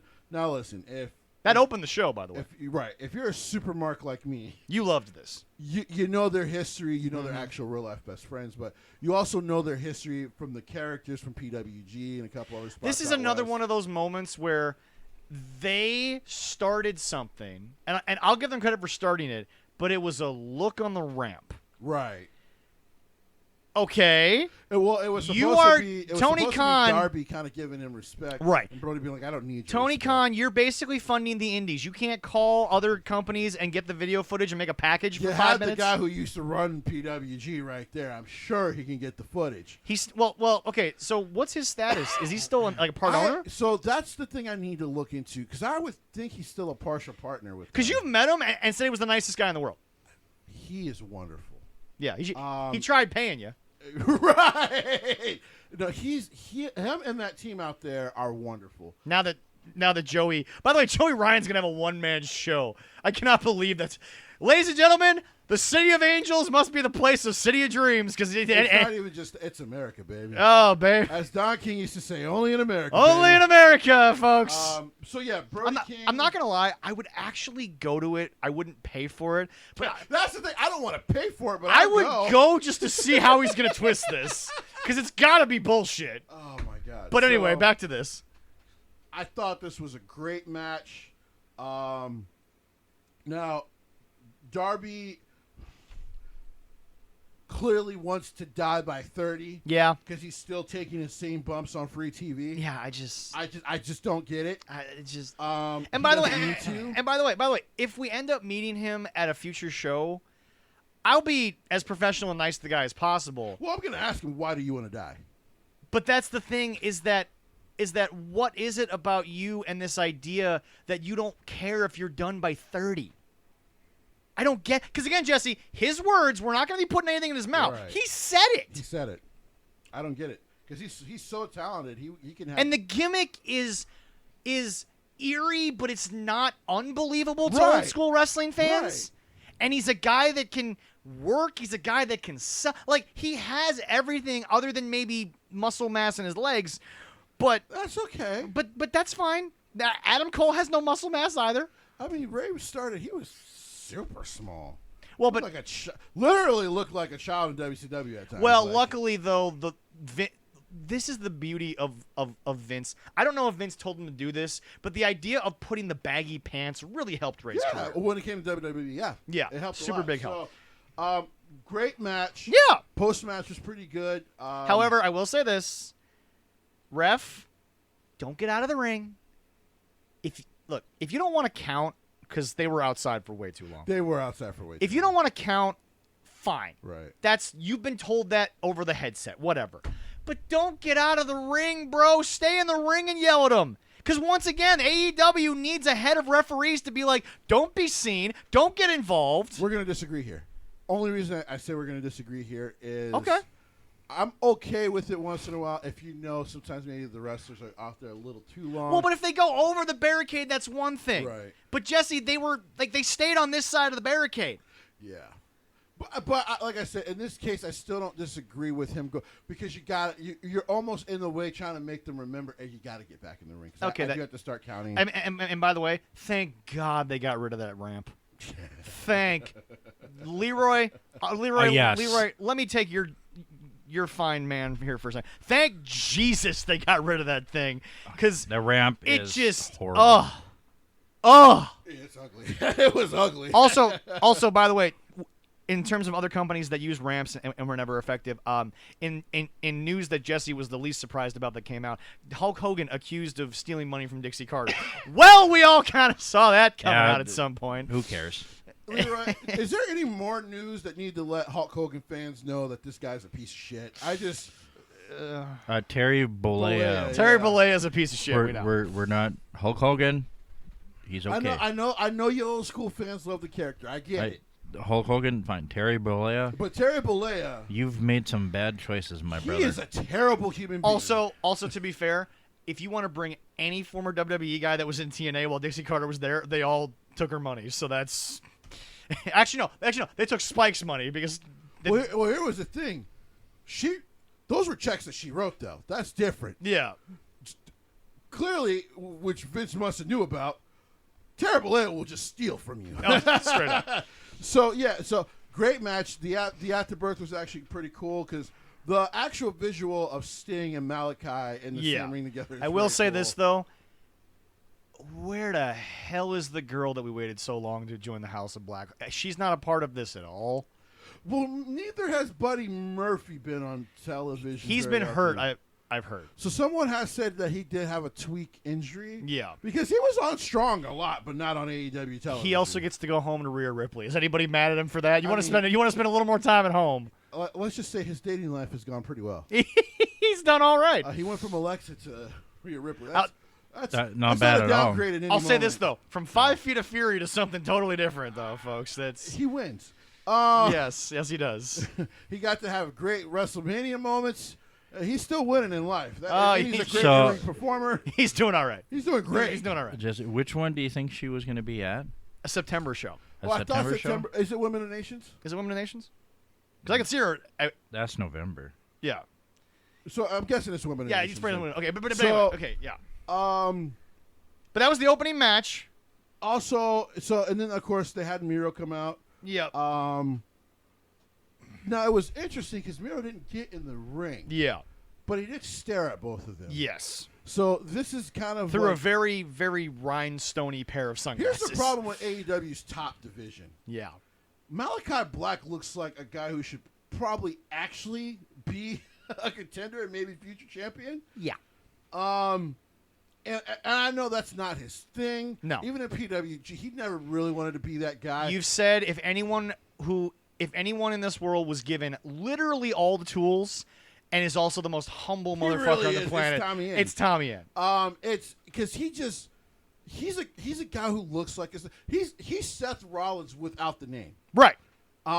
Which is why WWE was wrong and Paul Heyman was right. Yes. To push him when he was controlling, because it's just like, no, guys, he's a guy. Yeah. Like he can be a top guy, but he's a dude. Yeah, he's a dude. He's a dude. So, it's funny. But this was the opening match. This was the opening salvo. Yep. And you would think it would be good.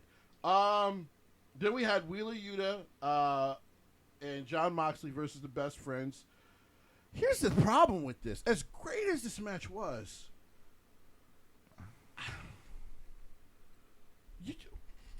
you're wasting two great talents. Yeah. How do you waste these two? How do you waste the Best Friends? You've had them for 3 years. But Jesse, according to the 40% of the IWC, but they've been on AEW more than everybody. How can you say they're wasted? You're idiots. I'll just say it. I think those kind of people are. I actually had someone look at me one time and say, well, you've mentioned many times about, well, Finn's on TV, so he can't be buried. I'm like, Finn gets presented very well, Vince, despite the Finn losses. gets presented as a main event kind of guy. Yeah. The best friends do not. The best friends get presented as, I mean, you guys like him, so here you go. Like that. It's about the actual presentation. Yeah. Because Chucky T is just wasted. Chucky T should won out. Because he's wasting his time. By the way, when he was gone for so long for Roppongi Vice, last I heard he wasn't hurt, or at least he wasn't hurt that bad. Hurt. Now, I have no problem with wrestlers just taking vacations if you're not being used. Like, yeah. Well, yeah, but no offense to Rocky, like Roppongi was around for a decent amount of time to build up to this pay-per-view. Rocky was there before they officially started building. And by the way, Jesse, I swear to God, I am gonna hate anything New Japan if they do Forbidden Door as part of this summer fest bullshit of we go from Forbidden Door to Blood and Guts to Fighter Fest 1 and 2, and now all of a sudden we're talking about Fight for the Fallen. And yes, I know it's a charity show, but how many special events? New Japan at least spreads them out. They don't do them all in the same 8 weeks. Right. And then... Oh, Leroy, put your phone down. It's time! The worst thing... that's ever happened on Dynamite, because it's damn close. It's up there. I'm going to have to look again for that. See we'll deal with it later. I know Kingston. Julia Hart is going to be she'll be there. Women's of the Nation. Yeah. But where is she in the House of Black? Eddie Kingston versus Chris Jericho, the Painmaker. When I saw Justin holding a mic that wrapped was wrapped in barbed wire, I literally said, this is going to be horseshit. And by the way, Jesse, quick question. Did you happen to hear what our boy Justin, who, by the way, I still think is one of the best ring announcers in the business, he needs to cut back on the pettiness a little bit. Yeah, some of the things he says, I'm like, Justin, you really weren't treated that bad. And by the way, you were choked out by Daniel Bryan, and ultimately you're the one that got Daniel fired because you told Daniel to make it good. So it's... right, it's kind of your fault. Yeah, but anyway... You don't tell that dude. Leroy. Yeah. Justin Roberts announced undefeated in AEW, the Painmaker, and then he said Chris Jericho. Just say Painmaker and move on. Yeah, because... Oh, by the way, the graphic gave Chris Jericho's overall record, so there were 12 losses. The graphic didn't even say he was unbeaten. The Painmaker is, because he's never been in there. The Painmaker gimmick is undefeated. He's never... Has he been in AEW before? Yeah. Once? It was the Kenny match. When he was the world champion, he was still the Painmaker. Yes. Okay. Yeah. Yes. Well, yes. but... And he dumbasses. and originally the name of what was the old group with God, they were the Inner Circle. Originally they were I was gonna say they were the gay bikers. Wow. So what are you gonna call him now? The gay what? Just gay? You know what? No, because we're not going to insult gay people. That's fair. That's an insult to gay people. They know how to accessorize better. Right. Like, good job. because any gay friend I have is going to be mad with you are a beautiful young woman. You can't give them better makeup advice than what they're getting. So probably not. The original name was actually supposed to be Painmaker Posse. Right. Thank goodness it's the first thing Tony Khan ever said no to. Because Vince would have never let that happen. Well, to be honest, I don't even know if Vince would have ever let Jake Hager join with Chris. That's a very good point. Because he was always very high on Jake Hager. So yeah. Even though in the end they did book him kind of badly. Yeah, they did. Yeah. But anyway, so this was horse shit.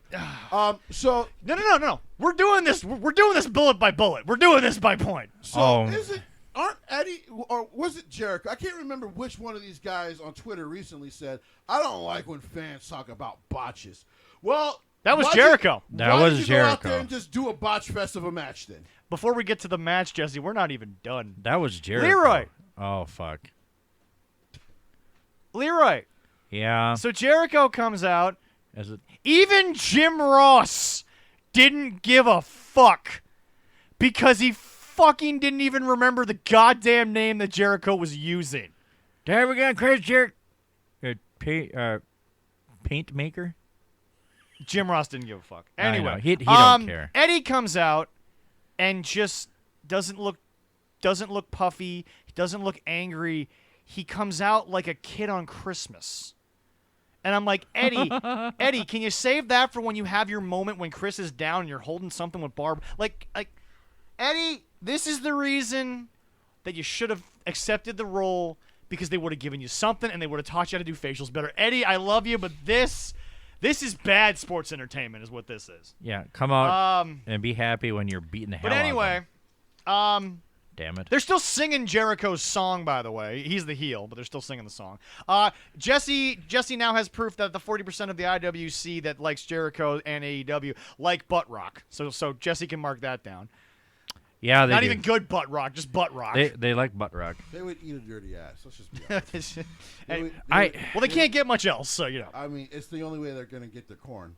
But anyway. By the way, before this happened, before Jericho, Jesse glossed over one of the most glaring, annoying things possible. So I have watched. Besides Jericho I'm himself? about to say, besides Jericho himself. Yeah. Well, Jesse, you missed the part where the Jericho Appreciation Society had to walk down and get locked in a shark cage. Who gives a shit about them? No. Oh, yeah, I heard we about have to, that. because you want to talk about botches. Ty Conti, sweetie, honey, I know you're Brazilian, but I think you would know how to use a key. But anyway, we'll get there. Ruby Soho is at ringside. This match made me hate pro wrestling. Why is Soho's at Ruby? ringside because she's in charge of the key. She's also in charge of a Roger Rabbit-looking device that lowers the cage. And apparently getting her ass whooped on a weekly basis. Oh, no. Hold on a sec. Time out. We're ignoring the most glaring thing that I would have said, what the fuck are we doing? This is where Jim Cornette and I agree. So, what happened to Ruby Soho, by the way? She got a car door slammed in her hand, actually, by the way. She don't have a cast on her? Oh, no. She has an athletic wrist tape thing. If you sprain your wrist and they don't want it to have major movement for, like, carpal tunnel, that's what she was fucking wearing. We couldn't have plastered her cast for, like, a couple of weeks? No, We're just going to give her something we bought at CVS Pharmacy down the street from Daly's place. Hey, Leroy, do me a favor. Can you look up the closest CVS to Daly's place? I'd really like to know. But anyway, you don't have to. It's fine. But anyway, so this match starts, and you think Jericho and Mox. Now, okay, here's the actual sad part about Kenny and Mox. They were actually teasing the barbed wire spot. And by the way, Eddie's whole thing about creating this match, again, story matters, was I want Jericho to bleed. No, Jericho didn't remember the days where you'd sell it. No, he was bleeding within the first fucking 30 seconds of this match. And then I saw he got a chair accidentally slapped on the top of his head. Broke his nose. Help him look better. Yeah. But anyway. But that was an accident. Now I'm going to let Jesse get to the rest of the match. I hate Chris Jericho. Enough said. Like, No. I don't think he understands. I am now the female that he once had to punch in the face. I think I want to fight him. Like, he has made me hate pro wrestling every time he's on TV. He's also made you hate working Jesse. with guitarists because you love the guitarist in his band. He's made me hate a band that's full of incredibly talented musicians. They're actually, like, okay, Edge said it one time and he was right. That band has musical chops. They do. They're geniuses.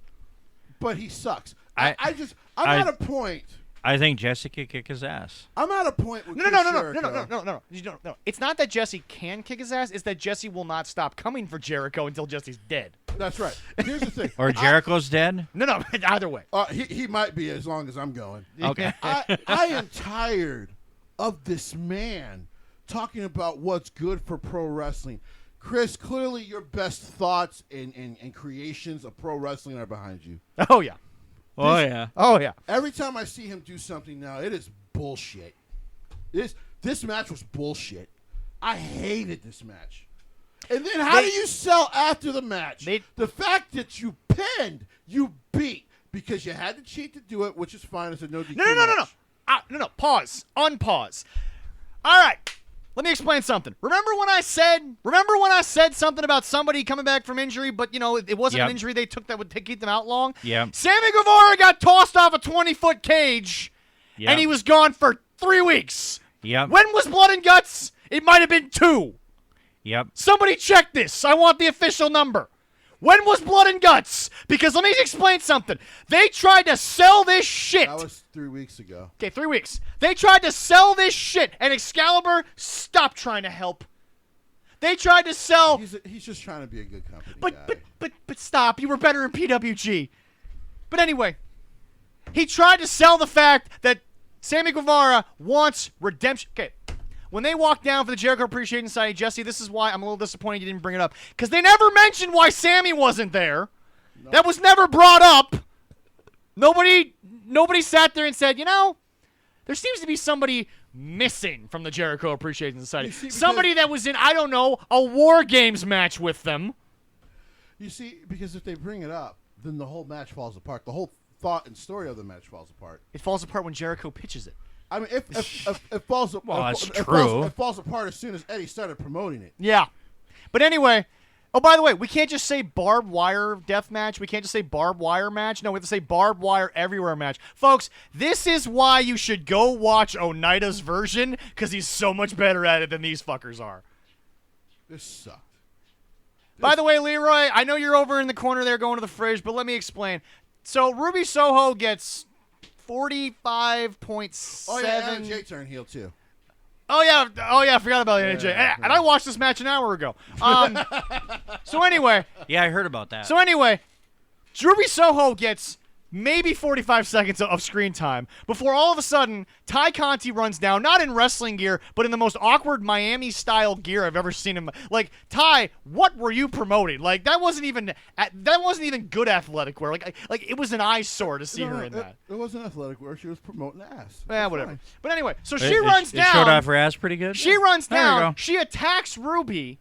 And then Anna Jay comes down, and Anna Jay is apparently a part of this now. Anna Jay should have stayed with the Dark Order. That was a better storyline than this. They'll all be released soon, so it doesn't matter. No, they said they're here to stay. Yeah, we'll see. But -1, though. Yeah, he'll be the only one left. That's fair. But anyway. He'll own the company. But anyway, so Anna Jay beats up. Okay, folks, IWC, come to the forefront. Jesse, you're a part of this because... For everyone who doesn't know, hold on. I'm going to clip this, and this is going to go on YouTube, so let me say it again. I fucking hate Chris Jericho. Go ahead. So, Leroy, there was a moment at the beginning of Roman's rise as the tribal chief that Paul Heyman got crap for because he couldn't work a pair of handcuffs. Yeah. Fuck anyone that says Ty Conti's better because she couldn't unlock the door, and then what happens? The fucking Jericho Appreciation Society just goes through the fucking shark cage. Like you couldn't have done that in the first place, boys. It's not like they suspended you 50 feet off the ground. You were barely 15 feet off the ground. The fall, you've taken worse off a cage. That's true. Wow. You could have, it's just. That's probably true. And then we get Sammy. And then they try to explain to me, we haven't seen him since War Games. I'm like, oh, so 3 weeks ago? 3 weeks ago. 3 weeks ago? Yeah, it's 3 weeks ago. All right. This was so bad, and now it comes to the point that I already said that I have to let everyone in fucking AEW know. Even you guys aren't fucking dumb enough to know that a feud doesn't end until the fucking face gets their heat back. The face lost, so we're not done. Unless Jesse, I'm gonna pitch this to you, and I guarantee they're gonna do it. I will almost put money on it. Okay. Eddie got what he wanted. Jericho bled. That's why the feud needs to end. You know they'll book it that way. You fucking know that's how Jericho's gonna pitch this shit. You fucking know it. Yeah. And pardon me if that gets us flagged on YouTube for that many F-bombs in a row. But Jesse, you goddamn well know that's how Jericho's gonna pitch this shit to Tony. This is terrible, man. I watched this and I hated pro wrestling. It's the first time I felt that way since 2009. Seriously, it's the first time. It was when Cena somehow beat the Nexus. Was the first time I went, I hate WWE. Yeah, that was a bad call. That was even John admits that. He admits it right now as it was a bad call. Over 10 years later, Jericho has now done it. I literally watched the match and went, I fucking hate being a pro wrestling fan. Jericho, good job, man. Jericho, great job. We appreciate you and your AEW stooges. You know what? Fuck it. I'm going to write into a show. We might get banned on YouTube for that. No. I'm going to write into a show. Hey, man, what happened to you? I thought you were a creative genius. What is this shit you've been doing the last 2 years? And by the way, Yes. even the lounge got on people. The IWC was very quiet after this match. Yeah, no, stay quiet. Crickets. Crickets Were louder. Crickets didn't want to be a part of this. There's not enough money. There's not enough money in the con bank for the Crickets to show up. Is that's why? Was it Aaron that put up? Where's all you AEW fanboys? Was it Aaron that posted that? Yeah. Tony said the same thing. Okay, Tony yeah, okay. Pryor said Tony, the same okay. thing. I thought there was one or two posts. Where the same were of they? Oh wait, they couldn't talk their way out of this. No, they couldn't The talk their way out of a standing wet paper switch- sack. The clip of They botched it 4 times. Yep. You botched the finish. And of by the way, match 4 times. a man who we just talked about retiring, what is Vince McMahon the goddamn genius of? Because Vince Russo didn't figure it out in TNA. When you got the crowd, go to the finish. Yep. What should have been the end of this match? What had the crowd at their absolute peak was Eddie putting Jericho through the table. Right. Because the pop, you would have heard the pop. And by the Right. way, it might have saved the abortion that this was. It might have a little bit. Well, it ended great because otherwise the rest of this is terrible. But no, it was it wasn't even a 2.5 count. It was a literal 2 count. The referee's hand was still up here when the fucking 2 count happened. Wow. It wasn't even a 2 7/8. It was a literal 2 count. Jericho kicked too early. Yep. Yep. Everyone fucked this up. Nobody was good about this. Oh, by the way, I feel you wanna so know why sorry it for should you have also guys been the ending? Because you having to caused the watch this. chaos with the BCC. Because they came down to basically say, this is going to be a one-on-one. Nope. Jericho decides we got to go fucking 3 steps too far. I do apologize that you guys had to watch this, and I watched it have to twice. watch it. Wow, how do you torture? No way I was going to watch it again. How can you torture yourself from that? Why do you do this? Because here's why. When I'm the guy. You're a sadist. Well, that's part of it. Here's the deal. You like spankings from your future wife. No. But anyway. He won't admit it, but he will do it. Yeah, clearly. No. Anyway. We know you well enough. No, you you don't. can say no, No, you but don't. you No, you will. don't. But anyway. I see right through you right now. But anyway. She But will anyway. say, take it, bitch. But anyway. The reason why I watch it more than once is because when I come on this show and I talk about the negatives, people get on me on social media and they're like, you're not, you didn't see it correctly. I'm like, wait a minute. I have eyeballs. I didn't see correctly that a 30-year veteran. Pause. No. How can they argue this? Hold on. We have eyeballs. Unpause. It's the time you wish you were blind. Yeah, What do because you mean that you didn't see? I watched it. Okay. we quick have question. eyeballs and we have Quick a pair. question. How long has Eddie We have a Kingston been pair. in the business? Oh. What's Eddie's? 20 years. Okay, so Yeah. Eddie will give him 22 years. Eddie Kingston of 22 years. Jericho of 30, a former undisputed champion, an absolute legend in Yes. ring. Future Hall of Famer. Yes. They couldn't do a standing switch in a barbed wire match to avoid getting hit by a chair correctly. NXT can do that, and they're in developmental. They're all like 22-year-old. And that's how he busted his nose? Yeah. Yeah, because of the botch. I was wondering what moves that was they were trying to do. Then I'm like, did he get hit in the face with a hit? But the reason I watch more than once is because I come on this show and I get confirmation from resident indie stan Jesse and you, Mister, watched all the good days of wrestling, the great days of wrestling, I should say, the golden era, all that stuff. And I get confirmation great, from you yes. two. But here's the problem. And Jesse, I have to tag you in half of them on Facebook because you have to come in and fucking look at these people and be like, no, guys, that's actually what happened. Yeah. Jesse, you've been there. I know. You've I know. a lot. You stopped commenting because you just. I can't talk to idiots. No. I have no. But patience Leroy, for it. No, once it's or like twice a week, slapping your head against the wall too once many or times twice a just doesn't week, work. about as many times as people think Anna Jay should actually be used on Impact.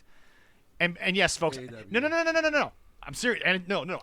I said what I wanted to say. She should be an Impact. Oh, no, you're right. She should be an Impact. I agree. I'm sticking by that. I agree. Okay, yeah, that I was agree. not a misnomer. Okay. That's what I wanted to say. okay. But anyway. I'll use her, Once but or it's twice a nothing to do goddamn with week, wrestling. I will say something on a wrestling in site or whatever you want to call it, whether it's Reddit or whether it's Facebook. And Jesse, you see most of the Facebook ones. Yeah. Once or twice a week, I tag Jesse. He doesn't respond because he can't deal with idiots. I will say something, and it's literally the fucking truth of what happened. I usually laugh and say, "God damn, he's right," and laugh. Then I say, and like It's it. the defenses. I can't even I can't comment on the defenses because they're bad. I usually like it or have a laugh or something with it. That's Listen, what I man, usually do. you could tell me that you know you're trying to forgive your partner for cheating, but they didn't just slip, trick, and fall on a dick. It happened. Like they cheated. Like so you can lie to yourself about and they it. filmed it and they showed you the video. And they put it on Pornhub. All I'm saying is we have eyeballs. Yep. I know what I saw. Yep. And I would have told them they should use better Now, video and by the way, quality. folks, sometimes my eyes might lie to me because sometimes that is a speck of light that looks weird in the camera. But you not being able to hit what is a backwards elbow. I forget what the Japanese name for that elbow is that he uses as a finisher. yeah. But you botched that 4 times as Sammy Guevara's holding the guy up. Yep. Get the fuck out of here, man. I am done with Chris Jericho. And by the I way, can't do it. and by the way, the ratings were down. Okay, give them hell. I'm going on that show. Give them. File a cease and desist all you want, but And ladies and gentlemen, we are not done with AEW because we still have some very important topics to talk about. Number 1, this is the bad topic. What one? Omega is scheduled to come back. And you know what? Before In we September. even get to it, well, okay, I'm going to throw this out to you guys because, Leroy, you heard the clip. Jesse, you have not. I actually want a legit answer from both of you for this, and I'll literally just let you two go. okay. Were they not right, Jim Cornette and Brian Last, that the Bucks did not want to lose to FTR, so they're dropping the belts and they're going to get Kenny back and they're going to go do some 6-man stuff just to not have the loss? Because not even they can deny if they won all the belts, their fans would literally throw shit in the ring if they won all the belts. Oh yeah. So I'm going to throw it to would. you two. Is this not the plan probably from the moment they got clearance for Kenny? They're going to go do their elite shit with the fucking formerly Undisputed Era, which, by the way, I don't even know who the third guy is going to be for the formerly Undisputed Era because Fish he's is probably hurt. still hurt and Cole's out forever. But it's just, I'm going to throw it to you guys. Is this not their plan, is to go back and to get that glory that they still hold on to? That they And think they're they can going get. to go and and book it. This is where they introduce the trios titles. Oh, most definitely. On to you two. I mean, are the boys over at the 605 and the Jim Cornette show, are they not correct? Is this not, let's bring Kenny back to make you forget about the fact that we didn't have the third match with FTR? They are correct. I mean, they lost so many people. So many people injured. Are they going to get a big pop because Omega's back? Yes. No, they're going to go work with the Dark Order. Oh, my God. That's fucking retarded. That's not been confirmed.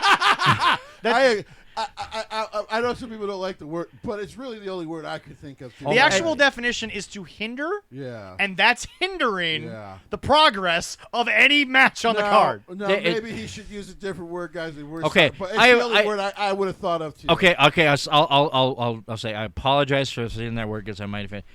Okay, how about this? It is stupid as hell. I mean, smart for him coming back and working a tag team in a tag match because then he could still keep healing. But why? He doesn't need Kenny's to be back. Gonna come back to the biggest face reaction in the history of AEW. He left as a heel. And I know I was going to give this to you guys, but these are points that need to be made. Yes. The Bucks are going to turn face. Yeah, I don't care about them. I mean, I really don't. No, they're not. They might. No one's going to boo Kenny when he comes back. That's not true. You don't? You think he's going to get booed? Going through their fan base, I think half of them might. Well, we'll see. They have Half of them turned. at this point fucking hate him. They have turned. Okay, yeah. 2 reasons. One, that video game we still don't know when it's coming out. They canceled the September release date. Oh, they have canceled it now? No. There's no official cancellation, but they haven't mentioned it. No, they haven't since that last No time. one said anything about it. The whole roster reveal, it's 14 guys. I'm not paying $50 for a game with 14 guys. Also, the fact that they just had AEW guys doing the toy line and they couldn't answer questions about the game. Not good. No, it's they're going to bring that back. happened, by the way. Yeah, that happened. They're going to bring back the trios title. That's what they've been talking about doing that for a while. Of having that, they're going to give it to the Bucks, and then it the was Bucks always going to be the elite from the start. Oh yeah, and then the Bucks are going to think they're the greatest thing since sliced bread. That's Betty White. Yep, they're wrong. And actually, before sliced bread, because Betty White was older than sliced bread. I know, but she is she was the best then in the sliced bread camp. That was pretty good. But we still had Betty White. That's true. I love that girl. Now I'm going to kick it over to the man whose eyeballs did not lie to him many years ago in the Tokyo Dome. Mm-hmm. Jesse, have you ever? He's going to burst. Jesse, I want you It to looks take like the time it. machine. And It looks like it. Jesse, take the time machine. Go back to then. Okay. Did you ever think that there would be a time when Kenny Omega was going to come back and it was not going to affect business in any way? As far as his injury? No. So he's going to come back in September. Right. That's pretty much been confirmed. Right. Yeah. Was there ever a time back then when you were watching arguably the best in the world? Mm-hmm. Did you ever think that's the guy that's the same guy who in less than 10 years is going to come back for a company and it's literally not going to change their business at all? From a layoff. Would I have believed that he wouldn't be an Impact player? Yes. No. Because that's what's going to happen. Because it was just known to us. Tony Khan, give Omega and the Elite a. It was known to us as we give them a 30-minute spot on Dynamite for the rest of the history of Dynamite. Because Gato's booking. Yep. And by the way, listen, I keep telling people because I just believe it to be true. In the ring, Kenny is damn near undeniable. Yeah. So watching him in a wrestling match. When it was a serious match and serious stories, you went, damn, I don't know how I don't call him the best wrestler in the world. Right. Because it wasn't just spots. He was telling stories, taking bumps where you're like, damn, man, he's gonna probably lose. It's gonna be a damn shame. Yeah. Like you believed in Kenny O'Frickin' Mega. He was the first guy with the whole frickin' in his name before Seth. It was Kenny O'Frickin' Mega. Yep. Kenny. That's why his Twitter name is Kenny Omega X. Because everyone was like, this dude, he is the guy in wrestling. Yeah. Get to his level, we'll talk. Yeah. We'll talk. And when he first came into AEW, and he was the vagabond, I hated it immediately. Because I was like, what is this? You're going to be the humble guy when you start? You should be the world champion. You're Kenny fucking Omega. Like, people are tuning into the first episodes and the first pay-per-views because people have heard of you. Like, you're Kenny Omega. Like, the thought of you going to WWE shook the world. They're like, whoa, Kenny's going to be in WWE. This is Kenny Omega, guys. Like, this is huge. It's like the unthinkable of Okada ending up in WWE. Like, this is massive. If coins ever drop on a SmackDown or a Raw, Jesse will lose his ever-loving mind. If coins ever drop on SmackDown, guarantee they're getting 3 million viewers because everyone's switching. Like, this is not real. And then when they see him come out, we all cry. So, the fact that this is what Kenny Omega is in AEW has been insanely disappointing. Now to these idiotic Bucks. No. Oh. So, to finish up. Okay. You never thought that you would ever hear the phrase, Kenny Omega will not move a needle. No. All right, well. No. I guess that is... I never thought his world title run would be wasted either. Well, that's... I guess there's some news for you. This podcast is sponsored by BetterHelp. You ever had a point in your life where you've been struggling with anxiety or depression? Well, BetterHelp wants to help you. All you have to do is go online and fill out their questionnaire for their 20,000-plus therapists, and within 48 hours, you'll get matched with one that's right for you. Yeah, BetterHelp offers licensed therapists trained to help and listen to you in a private online environment at your convenience. You also can request a new therapist at any additional time with no additional charges. Join the 2 million plus people who have already taken charge of their mental health with an experienced BetterHelp therapist. Special offer to 13 cards subject to change. Age listeners get 10% off your first month at BetterHelp.com/13cards. That's BetterHelp.com/13cards. Thanks again to BetterHelp for sponsoring this podcast. Moving on. So now we're going to get to the topic of AEW I really wanted to get to. The Bucks we'll get to at some point. But, okay. It has been the topic of conversation since the dawn of AEW, right. and it continues to be a topic, whether we want it to be or not. Not us, but just the IWC. Sure. There we go. A man who got over, who was pushed as the favorite of the owner. He dressed like him in Halloween. Yes, folks, it is time to once again have our yearly annual discussion. A freshest What squeeze. is it about Orange Cassidy that just continues to divide the IWC? The problem is this. And I've talked to Darren Corbin, and by the way, his 3 matches, folks, go find them on the internet. Him and Orange, great. Darren, Darren Corbin, they're awesome. Darren Corbin, I said I don't want to necessarily reveal all the business, but he was nice enough to answer some questions for me. Hold on, we gotta get through the baseball jokes for the Red Sox. Sorry, but when you're a baseball fan, that was news, folks. You have that to. was a bad day. Oh yeah. All right, so I basically said this. Yeah, so I basically said this. Despite the backlash of certain industry people, and admittedly myself, Yeah. how does one make Orange Cassidy truly work? Because I have loved the matches that Darren Corbin has had. I know. They were great. He seems to be working with people who can't make his thing work. Or am I wrong? Darren, very eloquently, very simple professional answer. I think you need an equally strong personality on the opposite side. An odd couple, if you will. Sure. He goes on to say, some fun stuff with him and heavy metal lore. Right. I don't want to get into too much of that yet. Sure. But going back to the question, he knows. I know what OC does, and it's over, Right. and it works. Right. And when it comes time to inject my stuff, I have plenty of time to get over. Right.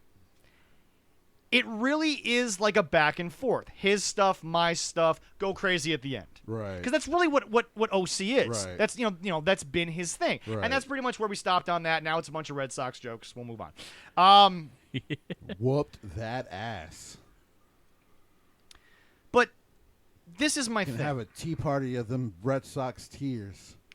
God, it was so good. You know, I'll let you have the your Lord moment. has been good to me recently. I'll let you have your moment. You're, Yeah. you know, and I know He puts us through things so we can grow and be strong. And Yeah. as a Jet fan, I've been wondering when I the was good will wondering come. when I was wondering when that was coming.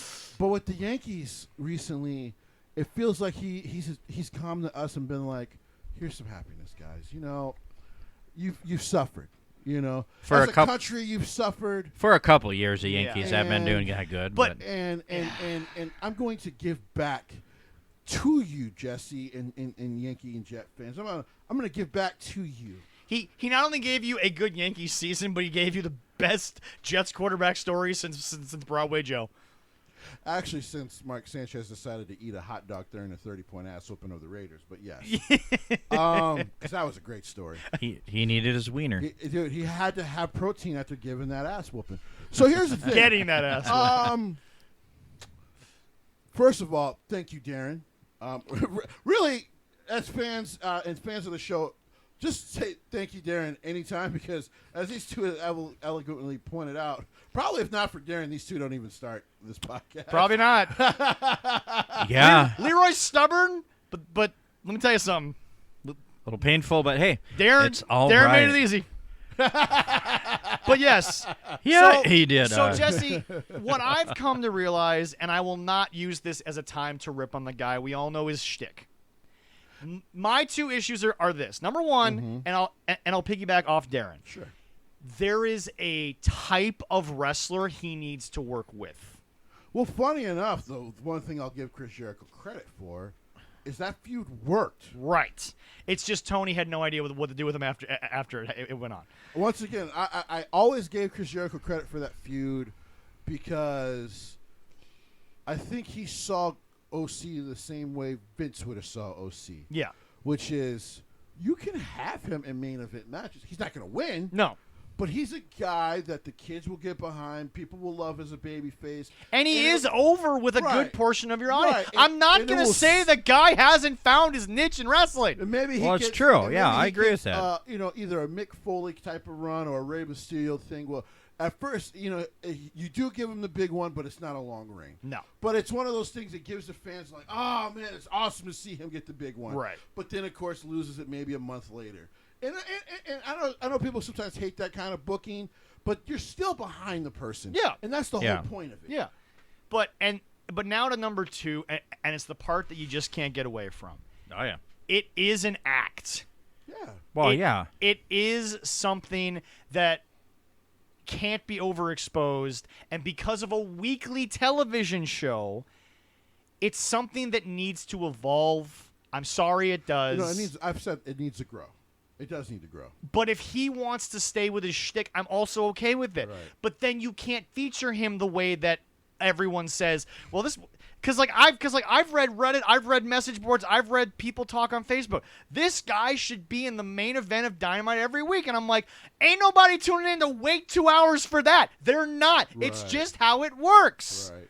Just like as much as we here love him because we love him, Right. our boy Yano is never gonna be Okada for even a month. No. Yano is not closing the show. It might be my heart for at least a month. Just a month. That There he's we a go. champion. No. He's the head guy. No. He's the main I will eventer. never say that OC can't win a world title. That's Right. not what I'm trying to say. But it Well, will. no, and I mean Yano as a main eventer. That's my Right, yeah. heart's hope. But here's the deal. It will never be a scenario when I say Okada closes the show. Okada gets the mic. Right. OC will never be that. And, No. and it's No. not because he doesn't speak that often. It's because your I mean, shtick. he's there after the end of tapings, though. Right, yeah, you well, know. and again, if you're over and you're a good dude, I'm all for it. And you know what? I would shake OC's hand if we ever saw him I on the actually show. have. He's actually much more intelligent, which is why at first when I used to see PWG, I used to not get the gimmick because I'm like, this guy's pretty smart. Yeah. But like as soon as I understood the gimmick a lot more, I went, okay, I get it. Yeah. Like I actually get it, and I like it. I get it. Darren Corbin is a god of wrestling, and I'm serious because I've never seen him work with someone where he didn't get his stuff in a good way, not the way that Jesse used to hate the way Brian a Cage bunch used of to get other his stuff indie in. Guys, yeah. But Darren is also one of the most forgiving wrestlers of all time in the sense that he really does help get your shit over. Yeah. He's a master of it. Yeah. Oh, yeah. So I'm not surprised I enjoyed their 3 matches from First Wrestling. But OC is a guy that if Tony really wants to present him as a main eventer, you got to change this whole thing up. You just do. The essence of it can still be there, but what it needs to happen, and this is only me, if I'm wrong, please correct me. The play kicks need to come after he's been in a tough battle for a title, and it's later in the match, and he's just doing it to put the middle finger up to the guy, but he can't do the middle finger on TV. Right. If he does that, I get it. Right. It's a callback. There's nothing wrong with a callback. Right. Yeah. But right now, I think the biggest issue with OC, before I let you speak, Leroy, so one of the things I did actually like out of the feud with Adam Cole is that, and I said, like, this is growth of the character. but how was that a feud? They never actually had a match. Let me finish. Not officially on the record. Let me finish. No. Because it's not that you're not Shush. right, but let me finish. Shush. The ending was horseshit. That's just facts. But what I liked was when he was starting to cut serious promos, because then you actually got to see, oh yeah, this dude is actually much more than this gimmick. Like he can actually cut a babyface promo, and you're behind him. You're like, man, OC, go whoop his ass. Like you can get behind him, but he doesn't do it enough, which is the problem. And that's the biggest problem I believe overall with OC is that you don't see the growth, the actual potential of the growth of the character, because it can actually be needle moving for you. Yeah. But when you just kind of keep doing the joke stuff and then he just gets laid out, well, then you just know he's a mid-card guy. You know, you're going to love the gimmick and stuff, but it's going to get old to you. It's going to get very, very old to you. The worst opponent for him right now was Wardlow, because Wardlow needs to be with stars. Right. No offense to OC, you're not the main event scene. No. And Jim Cornette was so angry he actually gave real phone numbers on the podcast, and they had to bleep him out. Oh, wow. Oh, my God. He gave Vince and Bruce's personal cell phones on the podcast. Oh, my God. They had to bleep those out. Wow. But that's how angry. I'm guessing he wanted like Vincent in the call. He wanted Wardlow to get as far away from AEW booking as possible. Right. Which, by the way, Jim said it, Road Dogg said it, how many more industry professionals need to say it before you guys get this? Now it's time to go to our last topic before we get to the big company that has a bunch of stuff going. Well, a couple more, but anyway. Jesse, this is the secret topic. I'm going to give you a couple of minutes. What? Because Jim Cornette recently has been using a lot of jokes about this particular company, mostly with the Bucks and no one else, but he doesn't know anyone else from this company. What is Jim Cornette missing? Because we all love this company here, and you love it too. It's an old school favorite of yours. What has Jim Cornette not seen or heard properly about Pro Wrestling Guerrilla? PWG, okay. What is he missing to understand that it's more than the, quote, hand grenade spot, which, again, if you watch the full video, it's actually a really funny spot. I was about to say, he's missing the context of that whole spot. Right, yeah, exactly. But it's also more than the Bucks and this version of Excalibur. We got a lot to get to, but I'll let you get to it. I'll try to make this brief. If you actually want a great history on PWG, Steve from Steven Larson actually did a full 25-minute video on his channel, Russell Juice, about this. Because they live out there. Yeah. They go to these shows often in LA. I refuse to go live in LA. Too expensive. For a month. Too expensive, and there's just a lot going on in LA. I don't blame you at all. So, PWG is, or it was I would say, the hardcore wrestling fans' dream promotion. And here's what I mean. Because while they weren't on television, they weren't going to get national recognition without the word of mouth. They were the place you went to one, see a lot of up-and-coming stars that we see now, including your Athenas, including your Seth Rollins way back in the day. Now, I didn't know about them back then, but that's when they were kind of they were almost running like you would see DPW doesn't run in gyms up here. They actually run in actual hall style places. Eric, our good friend, hopefully we get to have him back on soon. Yep. But kind of hinted at a place too. But we'll talk about that later. But we're not saying nothing before we're allowed to confirm it. So, we have an LLC. We have to be careful now. Damn it! You just get too excited over there, Leroy. I need my girlfriend to come over. Go ahead, Jesse. So PWG was, the place where you almost saw the birthplace of a lot of the favorites of pro wrestling now. Right. Outside of your guys like your Roman Reigns, which Vince wouldn't pick because of the families and stuff like that, your John Cena's of the worlds, and your OVWs back in the day, which was still very much affiliated with WWE. PWG was... You want to see what you probably won't see on television, but you want to see up-and-comers, you want to see former established stars, come watch PWG, because we're going to give you 3 hours of great pro wrestling, plus the fact that because we're running this, it's so close-knitly run, most of the time you're going to actually get to talk to your favorite performers. It seemed like it was the closest thing to ECW when they left. They kind of filled that void a little bit. In a sense, without the hardcore matches. Right, yeah. So... And a lot of PWG was also, it was, Kevin Owens once put it very eloquently about PWG.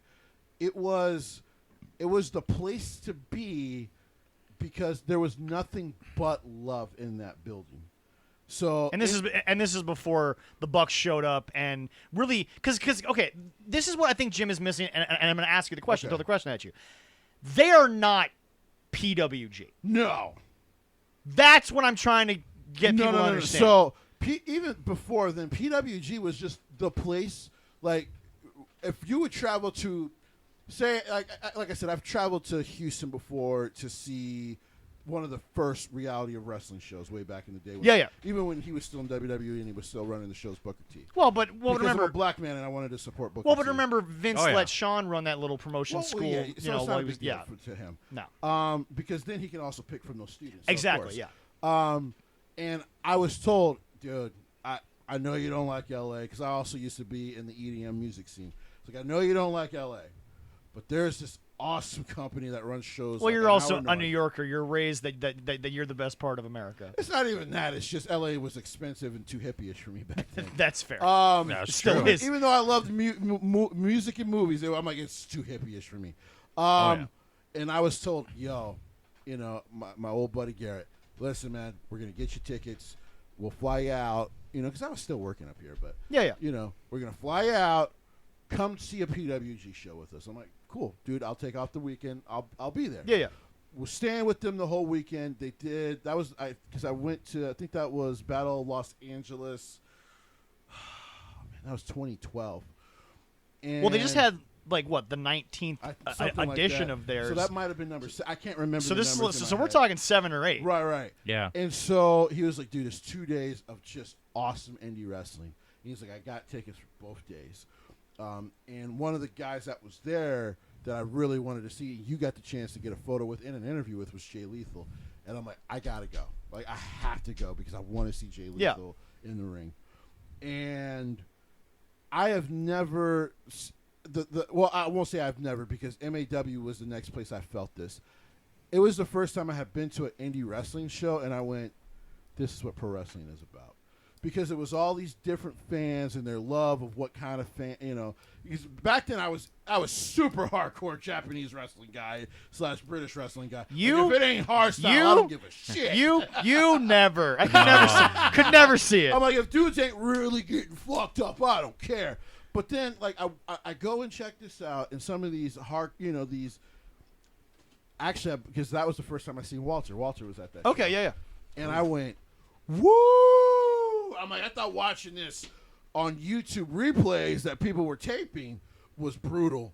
Hearing it and watching it, and then that was also the first time. So not to interrupt, but we got a bunch of stuff to get to. So because again, folks, this is what I do. Jesse could do this for the next 4 hours. Well, and I'll wrap this up. Well, yeah. So go ahead. And it was also one of the first times I actually got to work with a ring crew. Okay, yeah. Because I saw them tearing down. I'm like, they look like they don't have enough guys. And Garrett was like, just go ask.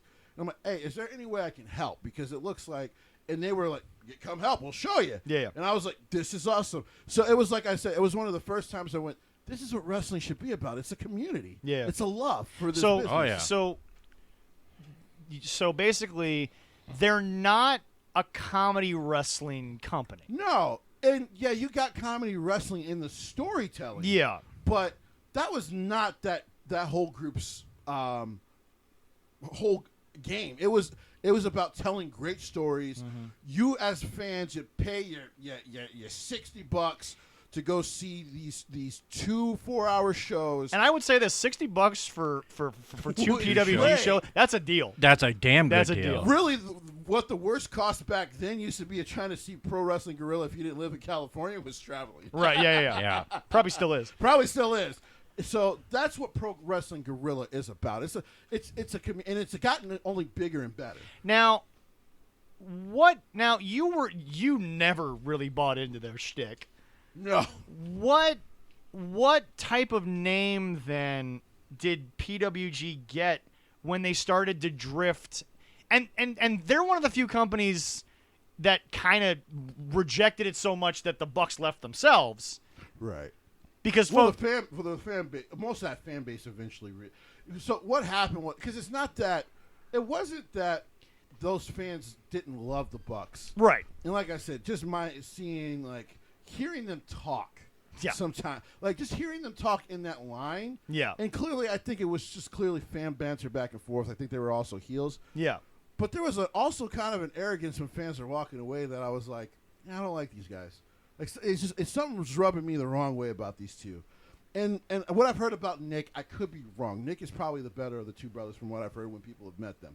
But everyone seems to say that both in ring and out ring. Nick's the good guy. Nick to Matt a lot but more. nobody likes Matt. Nobody likes Matt. And apparently Matt's the more marketing guy. That's probably why he's not likable. But and other reasons. But with them there, well, Matt can't keep his shoes on for crying out loud. And one of the or is that Nick? Who keeps losing the shoes?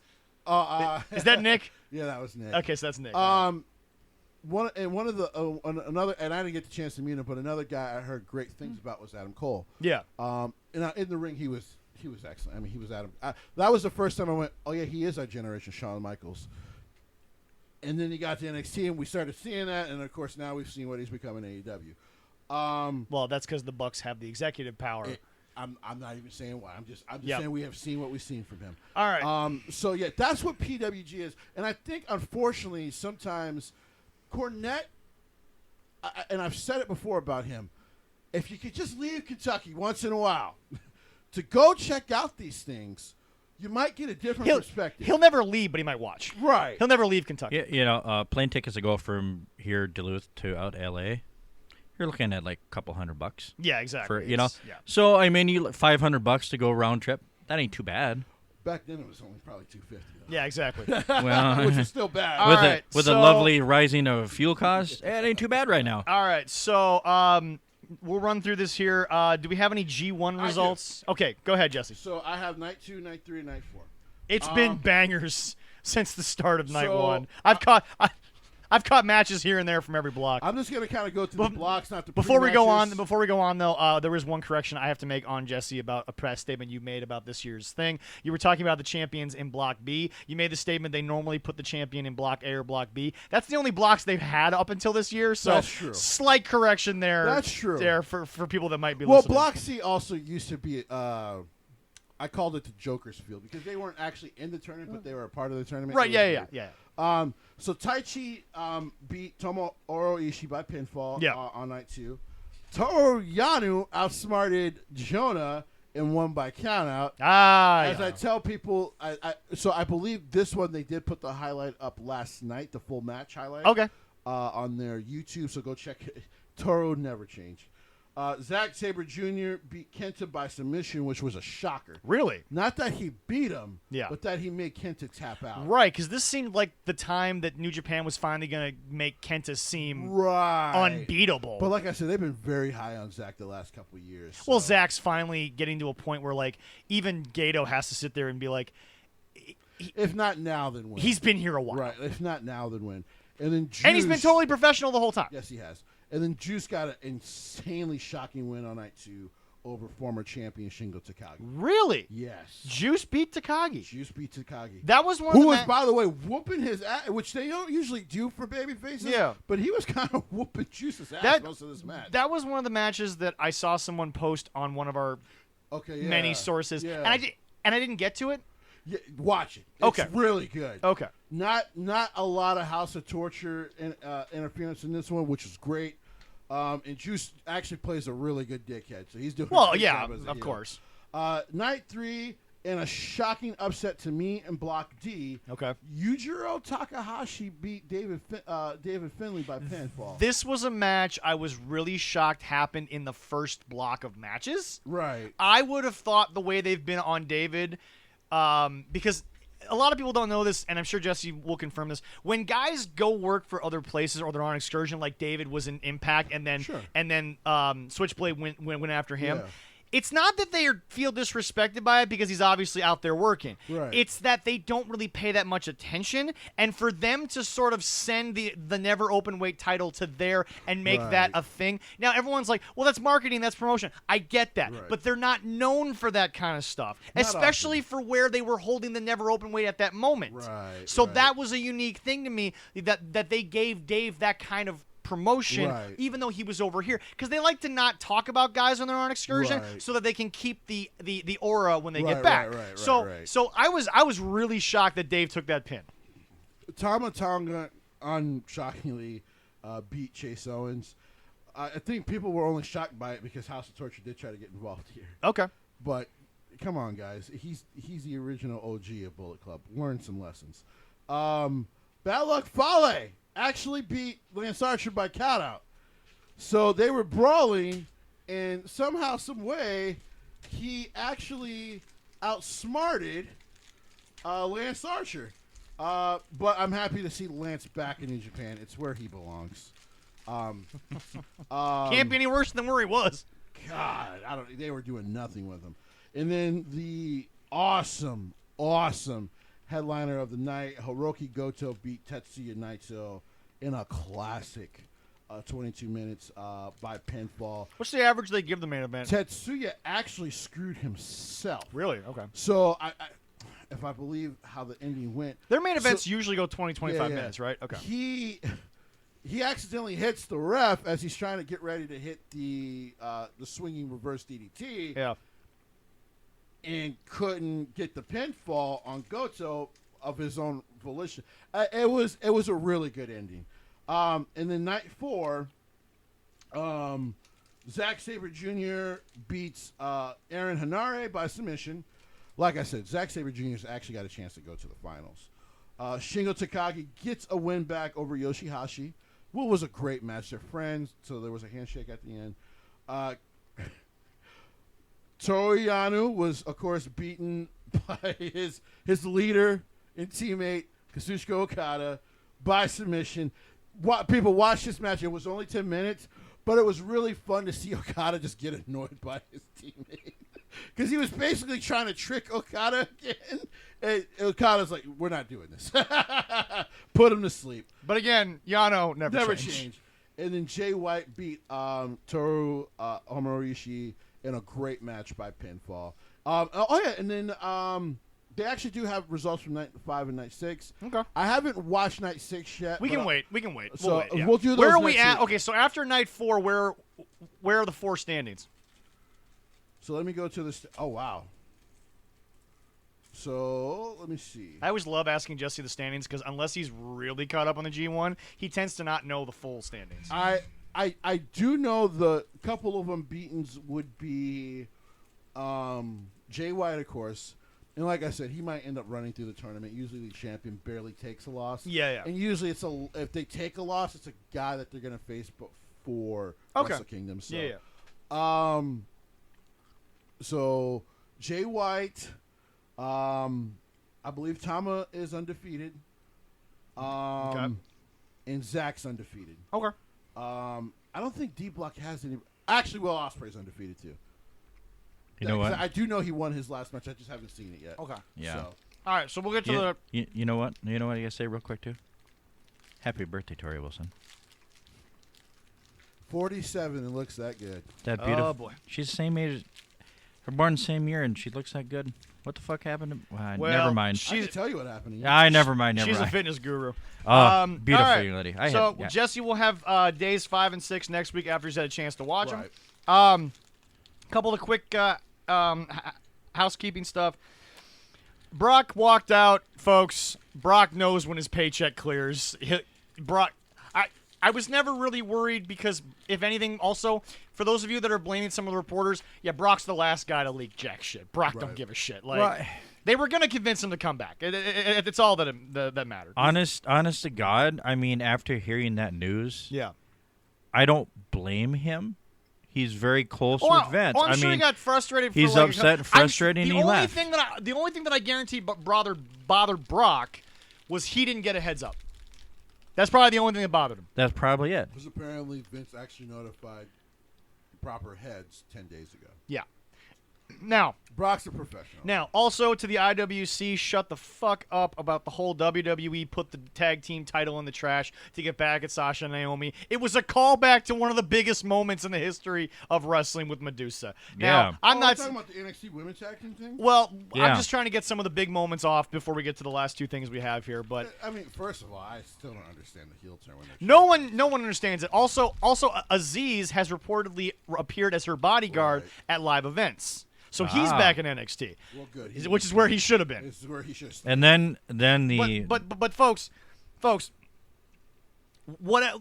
Okay, it's a weird heel turn, and it doesn't make sense that they have the belts. I get that, but no, they're not poking at Sasha and Naomi. No. Everyone knows the trash can moment is Medusa's until the day wrestling dies. Everyone right. knows that. Enough, okay? Like They actually might be back. exactly. I'm not confirming that. No, but yeah. rumor says Yeah. they might Oh be. yeah. You know, we'll Now- talk about that. Now, About the NXT, the dyads actually. Our We former, were- formerly known we- grizzled young veteran. Yeah. We were discussing that, and Jesse did say that. So yes, They did need a reboot. It's a little bit odd, but they needed somewhat of a reboot. Not against it. You love Joe Gacy. I love Joe Gacy. Let's see where this goes. Right. Give him a chance. Very few people in NXT I would give a chance to. Joe Gacy, I'm going to give him a chance. Right. All right. yeah, him and Cameron Grinds. Yeah. Yeah. We'll see. Should be fun. SmackDown was Oh, yeah. once again a banger of a show. Raw was actually not bad. I actually disagree. I thought SmackDown was black. it was bleh for what it could be, Right. but I enjoyed it. But again, I can SmackDown because Alice and I always watch together because it's the one night we have off. I lose myself in SmackDown. That's just fine, that's what I do. Raw was not bad.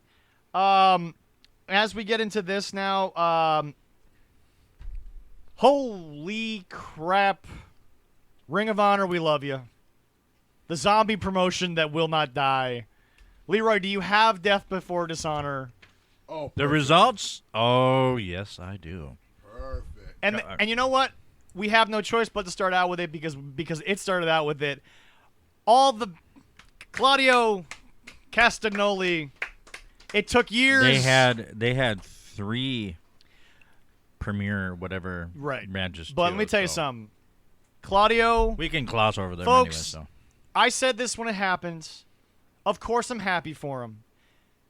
But this should have been his first. It should have always been his first. And I'm proud that it's his first because, once again, every company has a style, has a uniqueness, has a thing to their world champions. Right. And he just didn't fit WWE's version of it. It wasn't just Vince's. Bruno was a character. Bruno was a man's man studly. Right. And while Claudio was kind of a throwback to Bruno, as Jesse, you've said when Arlen was here, the man got free meals because he was Bruno. Right. He was There Bruno we go. Sammartino, the living legend. Nothing to talk about there. This is where his first world title should have come from. Right. I'm more than happy for him because just Claudio, you had worked so hard. The reaction was genuine, even though, of course, we all know he knew he was going to win it. The stuff coming out of it, we'll talk about next week when there's more stuff coming out of it with Jonathan. But this match lived up to some hype that was just great. Claudio's fantastic, and I'm so happy for him. I'm so proud of him. And this is where it should have happened. Tony, now you got to do something with it because do not waste this man's first time. That's all I got to say. I hope I'm so. so happy for Claudio. It definitely should have went longer than 11 minutes. I think so. Jonathan had a point of contention with that, but we'll see. Yeah.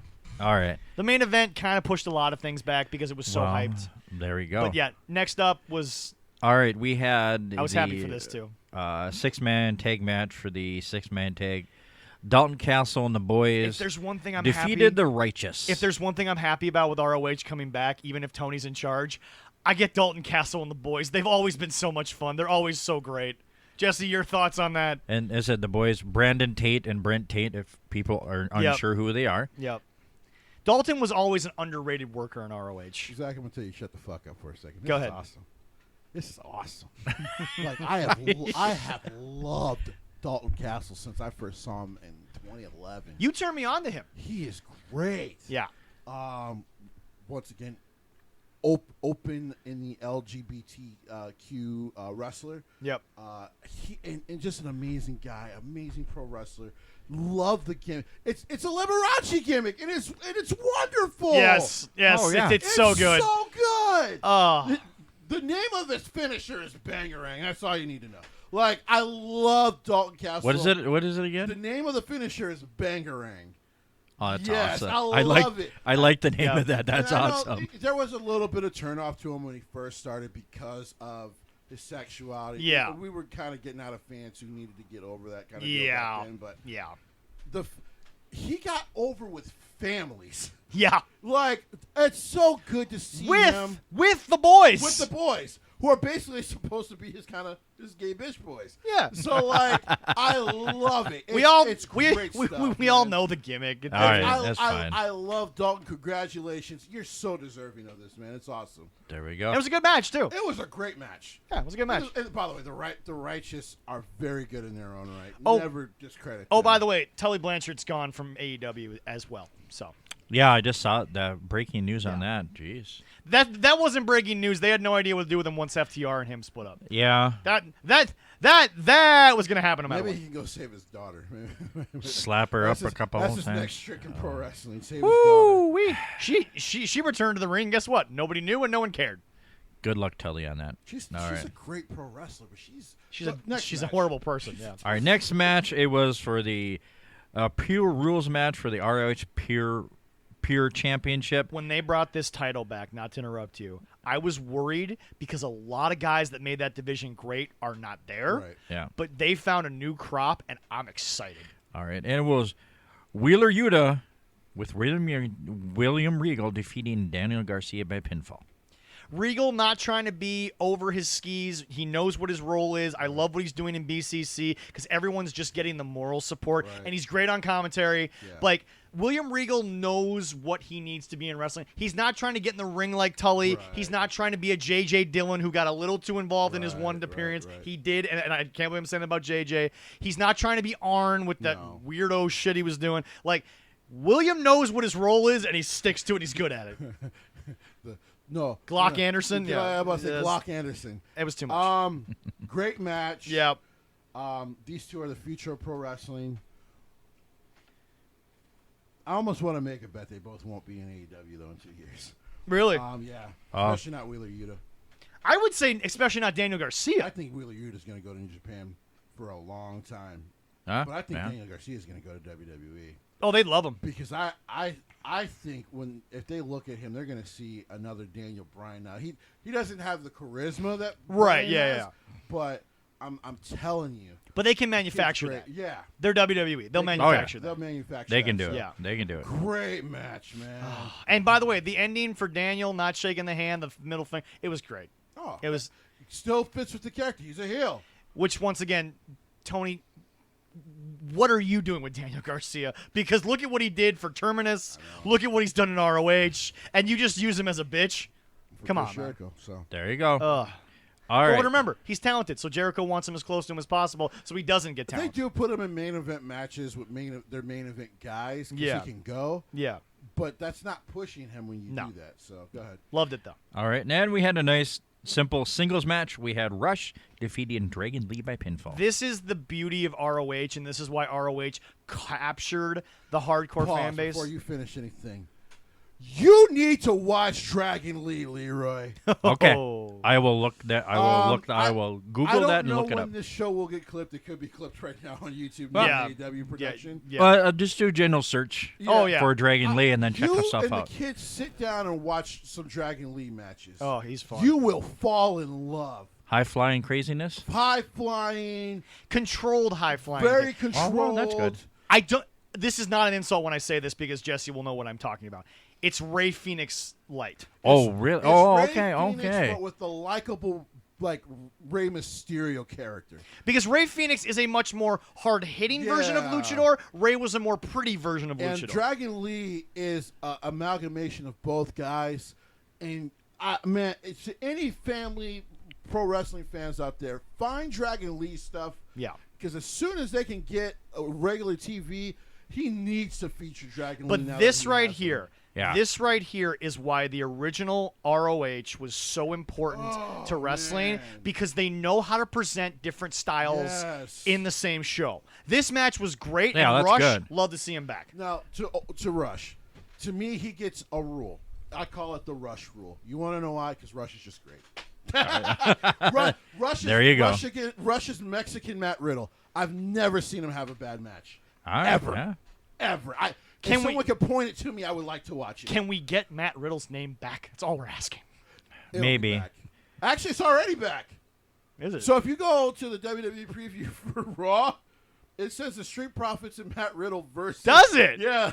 So the name is already back. Can you put that on our Facebook? Yeah, I'll put that up. Go ahead. Go ahead. All right, next match. That's kind of funny. Let's get his name back. All Triple right. H is like, guys, we just give him the name back. This is If someone stupid." says Austin Theory on Monday, I'm gonna lose my shit. That will fuck. Oh, Yeah. wow. All right, yeah. If someone says wrestling on Monday, I'll lose my shit. Well, on SmackDown, this is when you knew Vince was gone. New Day mentioned not only New Japan, But New Day always posts shit at They WWE. always but do. They mentioned New Japan And they ROH. mentioned- And ROH. Yeah. Go ahead and post that. Go ahead, Leroy. Oh my. I'm glad. I unfortunately I missed it because I was hanging out with my cousins, but Yeah. that was a lot of fun, anyways.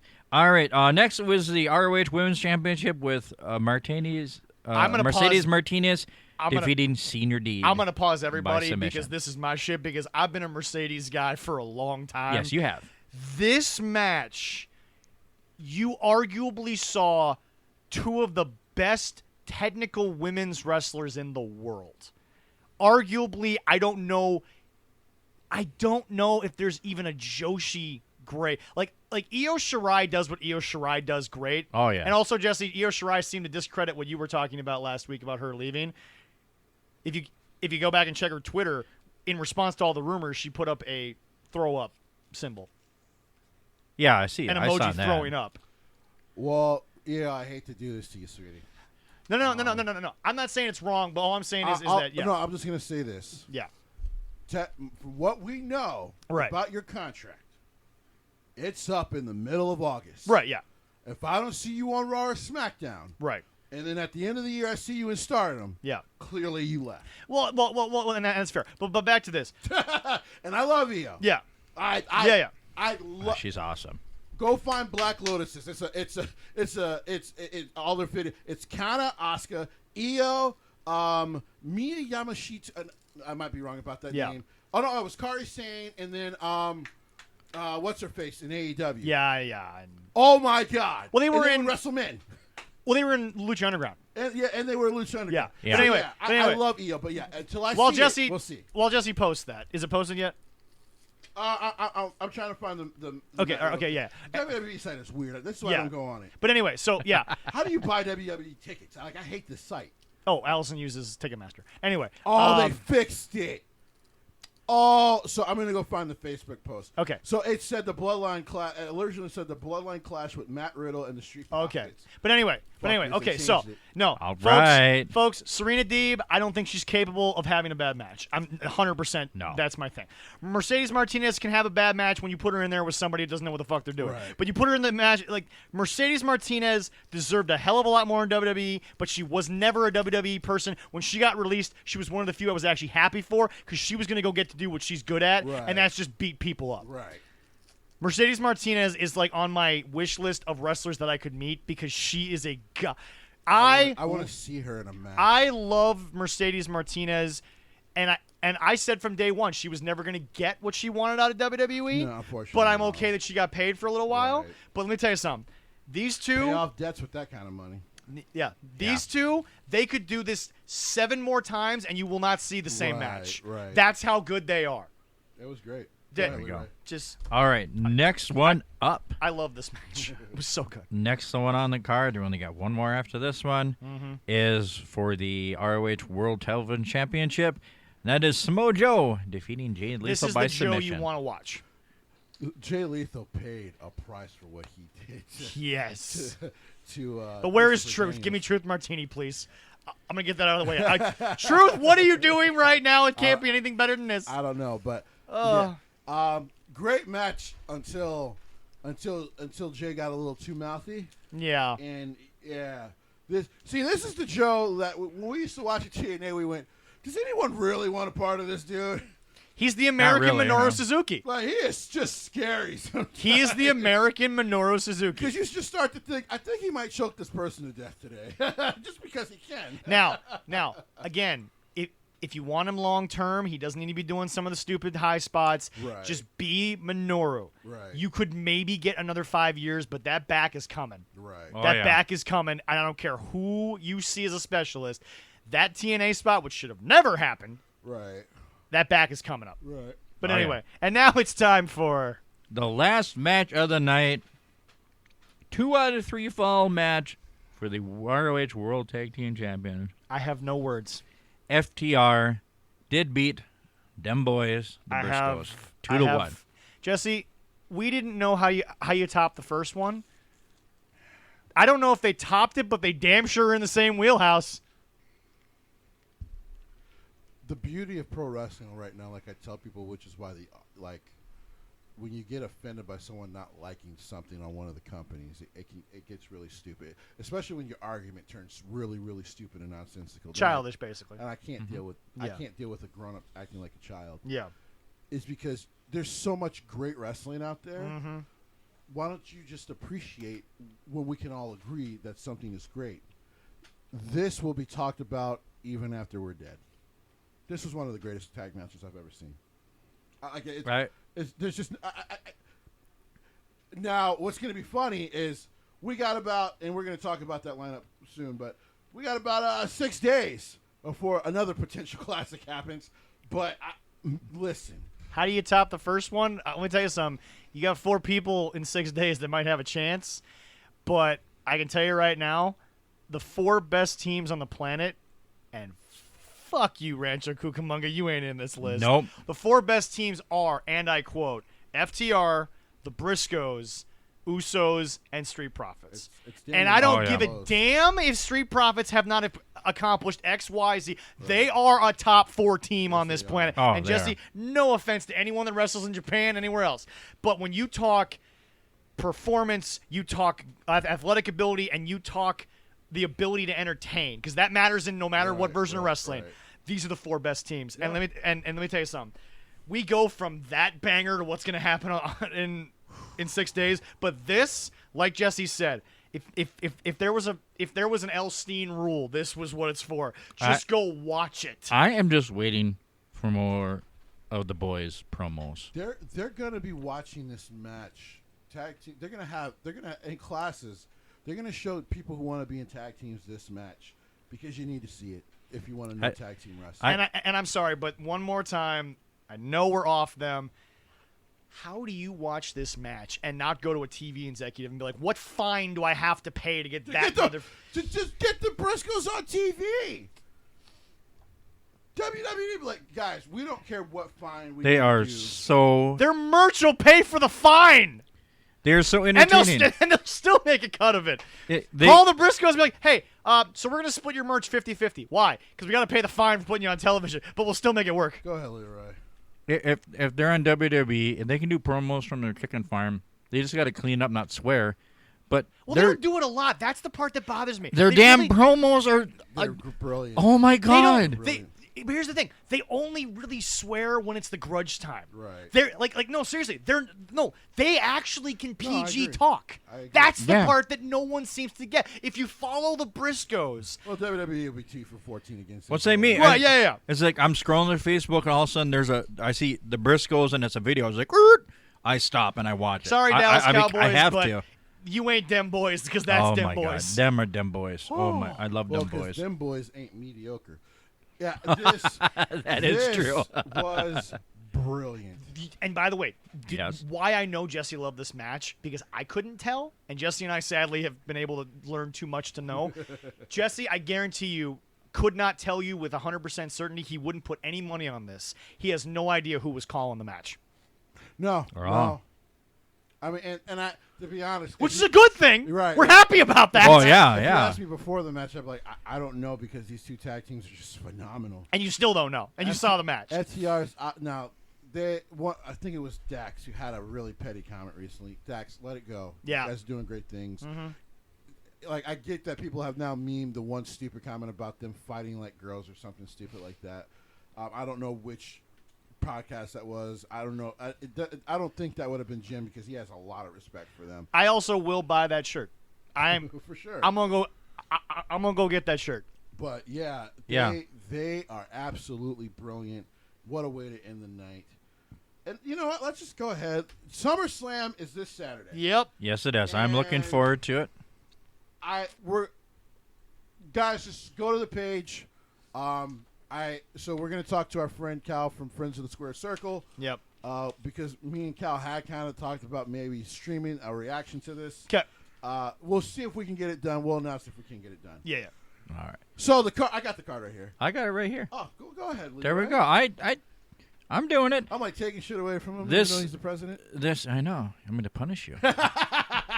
You might like it. See, the problem is the amount of paperwork we give him. How is he not punished enough? Leroy, we got to answer us a couple of jabronis who have tag team titles and decided that you want to challenge us for your belts. How no foolish. shit. What's the timestamp? What is it? 2 hours and 2:52. 52 minutes in. Do you want to start or you want me to start? You go ahead, Leroy. All I got to say is, Chris, Mark, you're from the upper peninsula of Michigan. You know what? We are going to beat your ass so bad. We're going to push you all the way to fucking upper Michigan. We're going to take those damn because I need some more titles. You got titles up here. You got enough titles there, but then you brandished them, your punk ass, and you're saying that, you say you're gonna, I think he was gonna say, hey, he was gonna give me a Stone Cold Stunner once. Whatever. I know how to beat that. I will RKO your ass through a fucking table. I will take donuts from our Quick Trip and smash them in your face. And then I will pick up Chris, with a little help of Jesse, and drop him on you, pin your ass, and take those Let's belts. just make it very simple for these Okay, two all right. jabronis. Jabronis. Because they had to worry. They think they could take me. I'm like, Calling us out. I got my backup here, man. You know what? As much as we love you, And we okay? do have our mouthpiece. That'll help. Oh, I don't need him. All right. I'm the ref. Leave me out of Let me this. tell you two jabronis something, okay? We didn't send for you, but since you sent for us, Damn let's right. make it clear. Oh, yeah. You won't last long, okay? Either in a ring or wrestling trivia, you ain't gonna last long. So you name the time, you name the place, and you jabronis are gonna get put back in your place. And let me make that clear for anyone else that calls us out. Damn right. You see, we are usually very respectful on the show. We love to love people. We are about the love. But you call us out?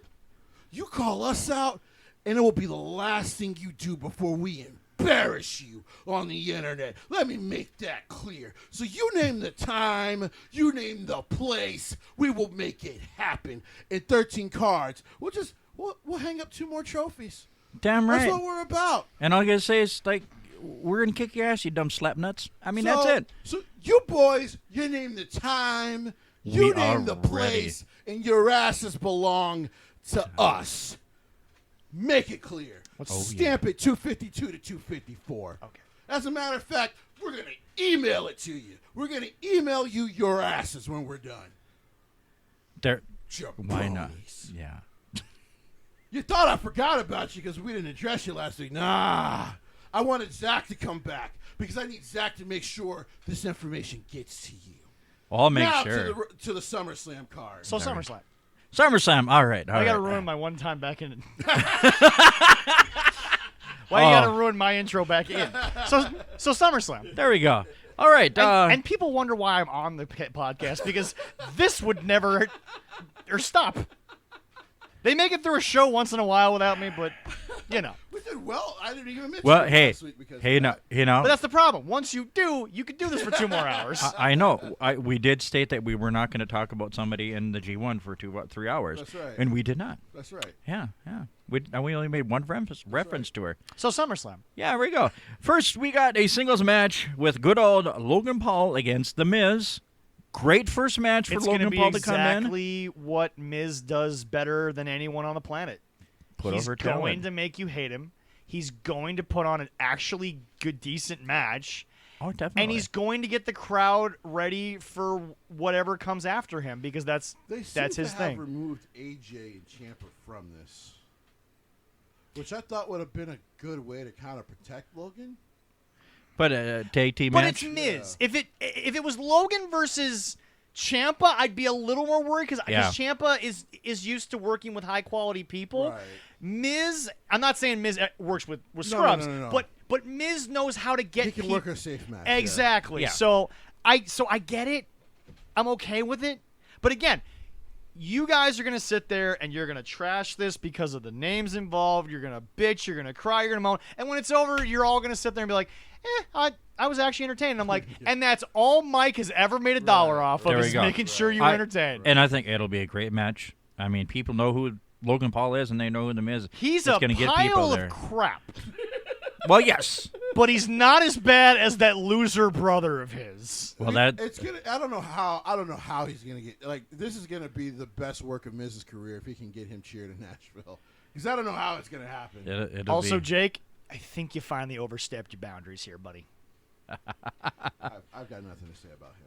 There we go. Next match. All right. Next match is the Raw Women's Championship with Bianca Belair getting the rematch from last year's. I was SummerSlam for pause, Becky Lynch. Pause. I was unable to say this because I wasn't here last week, but Okay. watching last Monday, Yeah. I watched a match that was not necessarily a banger, was not a stinker, it was just a decent match.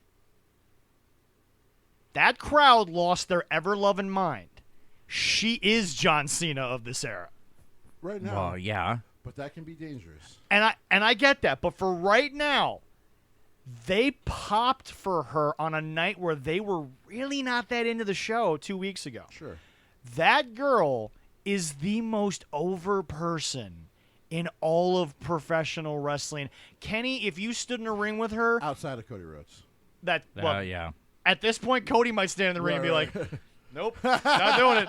But Kenny, when you come back, if they do cheer for you, you wish it would be that big. Oh, yeah. You wish it would be that She's big. a megastar. Oh, yeah. I do see Bianca. Holy crap. Unpause. Go ahead, Jesse.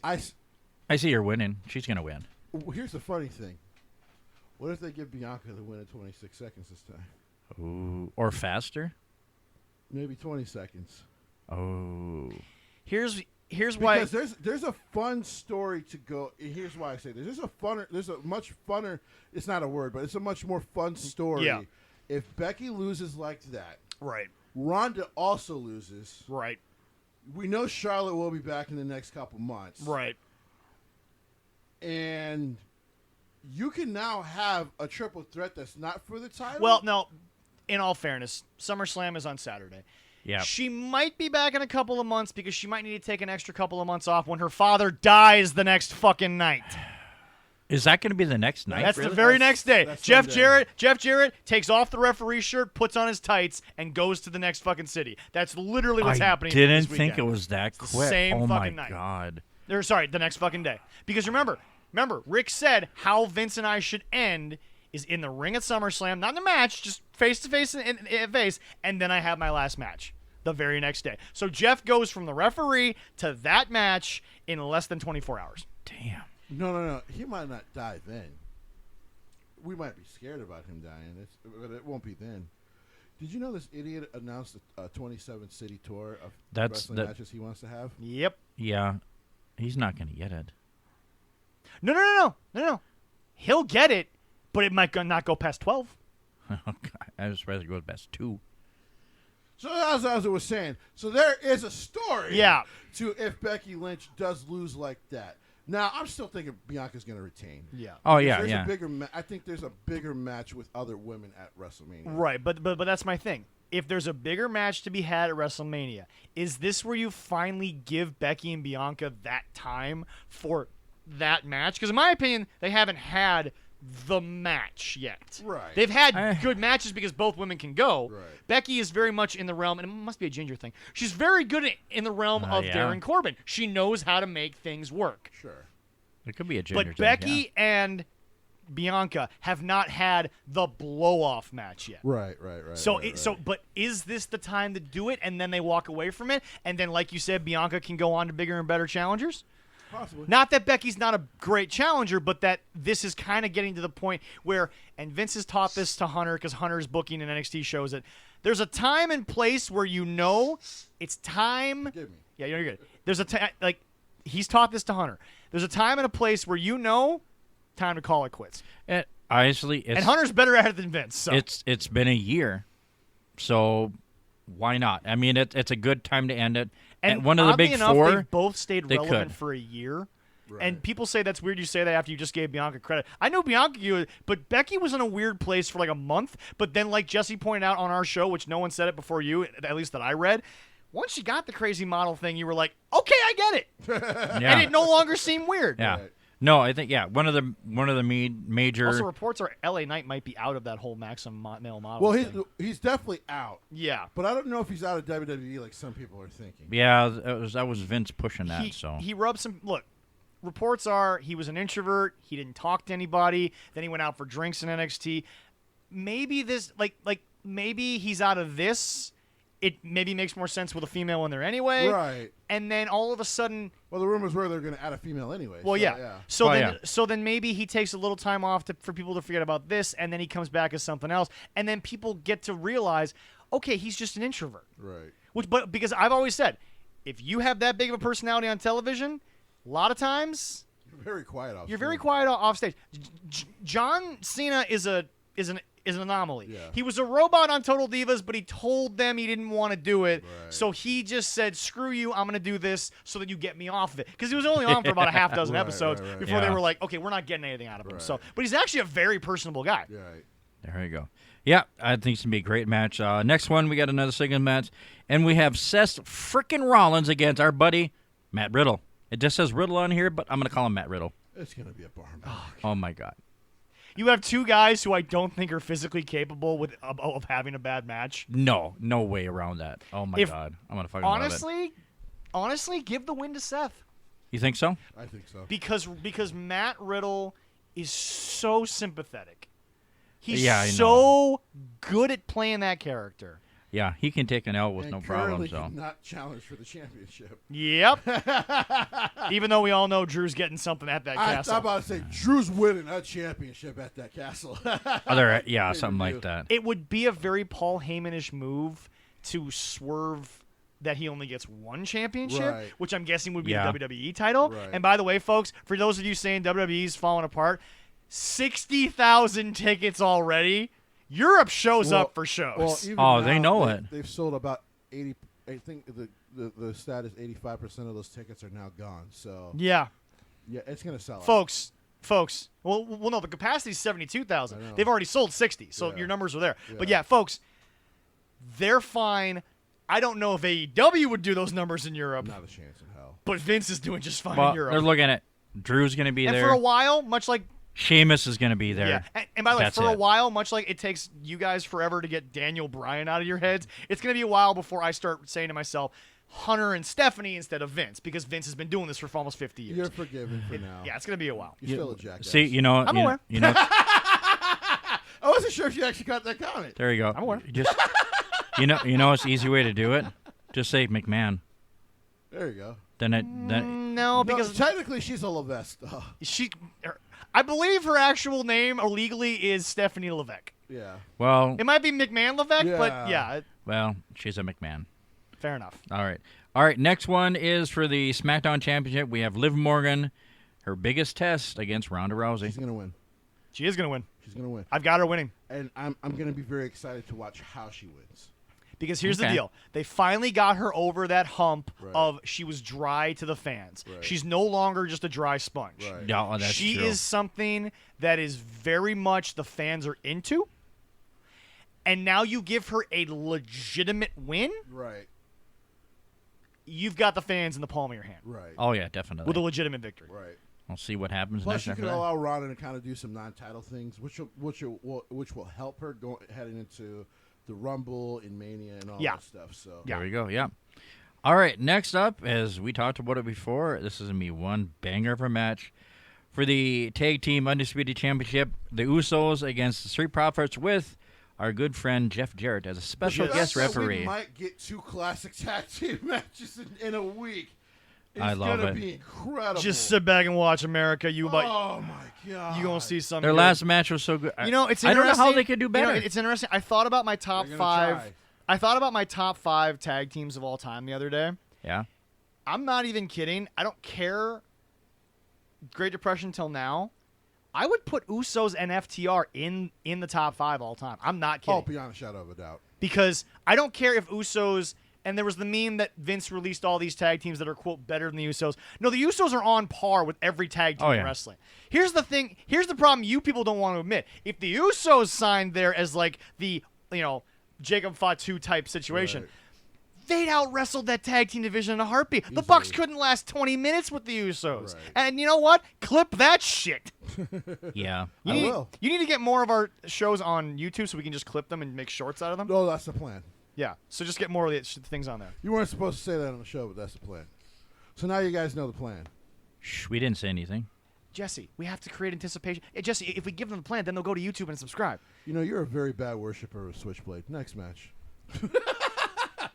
Switchblade never gives away his secrets. You know what I wish I would see? I am but a humble peasant upon his throne. Not good enough. You know what I'm I gonna let him know that you're not good enough. You know, Jesse, you know what I would Yeah. love to see? I'm sorry, who Ooh. hasn't posted his response to you yet on our Ooh. Facebook, but just crossing out the F-bombs? Why have you not shown that? You spoke with the great man himself, and you've yet to tell us exactly what was said. I accepted my tongue lashing from the king. I moved on. Wow. So why do you think he would all of a sudden forget you? He understands I know my place now. Go ahead with the next match. The Great King. Well, Switchblade. you know, with that, I've yet to see the DM, but I've never seen Jesse more humbled in my life than what he got from Switchblade. with that statement right there, he will make a great husband for a future woman right there when he says that. Which is unfortunate for whichever future wife because I currently have no options. So next match. If Kano Chan was in this room. Be ashamed of me. Go ahead. All right, the next is we have Bobby Lashley going against our Mr. Money in the Bank Theory for the United States title. It's going to be a rough This is night. starting to look like a real bad This is going to be a night for bad Theory. night. Bobby, you're going to squish him. Bobby's going to whoop his ass. Again. And then he's going to attempt to cash in on either Brock or Roman. Because I'm actually 50-50 on that. We'll talk about that in a moment. Yeah. And then they're going to whoop his ass. Because I think Roman's going to whoop his ass this week on Raw. After he took an ass whooping on SmackDown. How do you make sure he doesn't get involved? You make sure he can't physically go to Nashville. There's a chance the Usos come out after this United States title match, which I think might be the second match in the card. Yeah. I think they're going to beat the shit out of him. And then Roman's going to join in on that beating, and we're not even going to see him in the main event. No. This is going to be a real bad night for him. It's a possibility. It's either going to be the night of his life, or it's going to be the worst night he's ever had. It'd be more fun if it was the worst night he ever I'm had. aware of that Now, because he's such a there natural is douchebag. There's an interesting rumor Yeah. Ooh. that He gets his first name? besides that this could be leading to Theory actually losing the briefcase. I know it sounds crazy, but he could be losing the briefcase to a Seth Rollins. Yeah, so the theory that's out there. Seth won. Right, so the theory that's out there is that because there's a chance either this is the second match and then Theory gets beat up, that Seth then challenges the kid for it after he wins the next night on Raw. Because they may have said numerous times, and this is where I'm kind of confirming it, that he's John Cena. But here's the difference. John came in, but there was not a level of a Rollins, a Roman, and a Brock No, there wasn't. when John got there. Triple H was there, but you could easily work John into it. Right. But look, Austin's great in ring. Look, folks, the stuff that he was accused of never went anywhere, so I don't know why we're still talking about it. Because people like to bring up old news. It legitimately went nowhere. Right. But the thing is that here's the thing: he's good. He's hid. He's great overall. I do agree he's a better worker than Omega because that's a different thing than entertainer. But here's the deal: it's Seth Rollins, who's not only as good as maybe anybody on this planet, but he's a company guy. Yeah. Like, you don't get that twice in one lifetime. And Seth has still never lost to either Brock nor Roman. And he has made sure we do not forget that. Oh. He has made sure he said, I may not have a love that. title around my waist, but I didn't lose. Right. I Yep. didn't lose. And it was Yep. also brilliant of them to not have them interact after the match Right. because now it's almost like a Jay Briscoe versus Jay Lethal situation where it's like take it away for like a year. Right. Take it away for a year. Right. And by the way, Tony, that was actually long-term storytelling Right. because Oh, there was yeah. actually a story to tell, Right. you dumb cocaine motherfucker. Oh, Right. damn.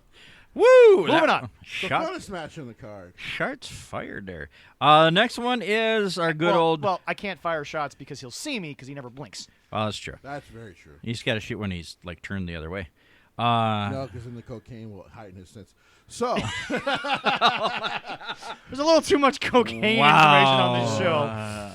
WebMD, here we come. Oh, yeah. I'm yeah. sorry I'm giving you guys all that information. Don't do drugs, kids. Go ahead. This is bad. All right, one of our favorite and best announcers over there. I don't give a shit what anybody else says. That Pro Examiner or whatever, the fucking idiots. I'm sorry. Happy Excalibur's Corbin and good Pat at times. McAfee. Pat's No. good every night. Like, Pat McAfee versus Happy Corbin, two former NFL guys On duking the it out. same fucking team. Yeah. at the same time. Right. Yeah, that's funny. They That's were that's roommates. very neat. They were. And that's gonna be a good match. I mean, Pat can go. Pat's going to punt Happy Corbin in the skull. You think so? Yeah. With a real punt. With a real punt. Because They call Orton's a punt because it was more entertaining for what Vince liked than kick, but this is a real punt. Yeah. Corbin's going to lose. I don't know what they do with the Corbin Bring character back after bum this, ass. Bring back bum ass. Jesse will be the happiest man on I earth. love that character. They will be chanting bum ass Corbin This is- probably. After seeing his work with Vince and Austin Theory, Yeah.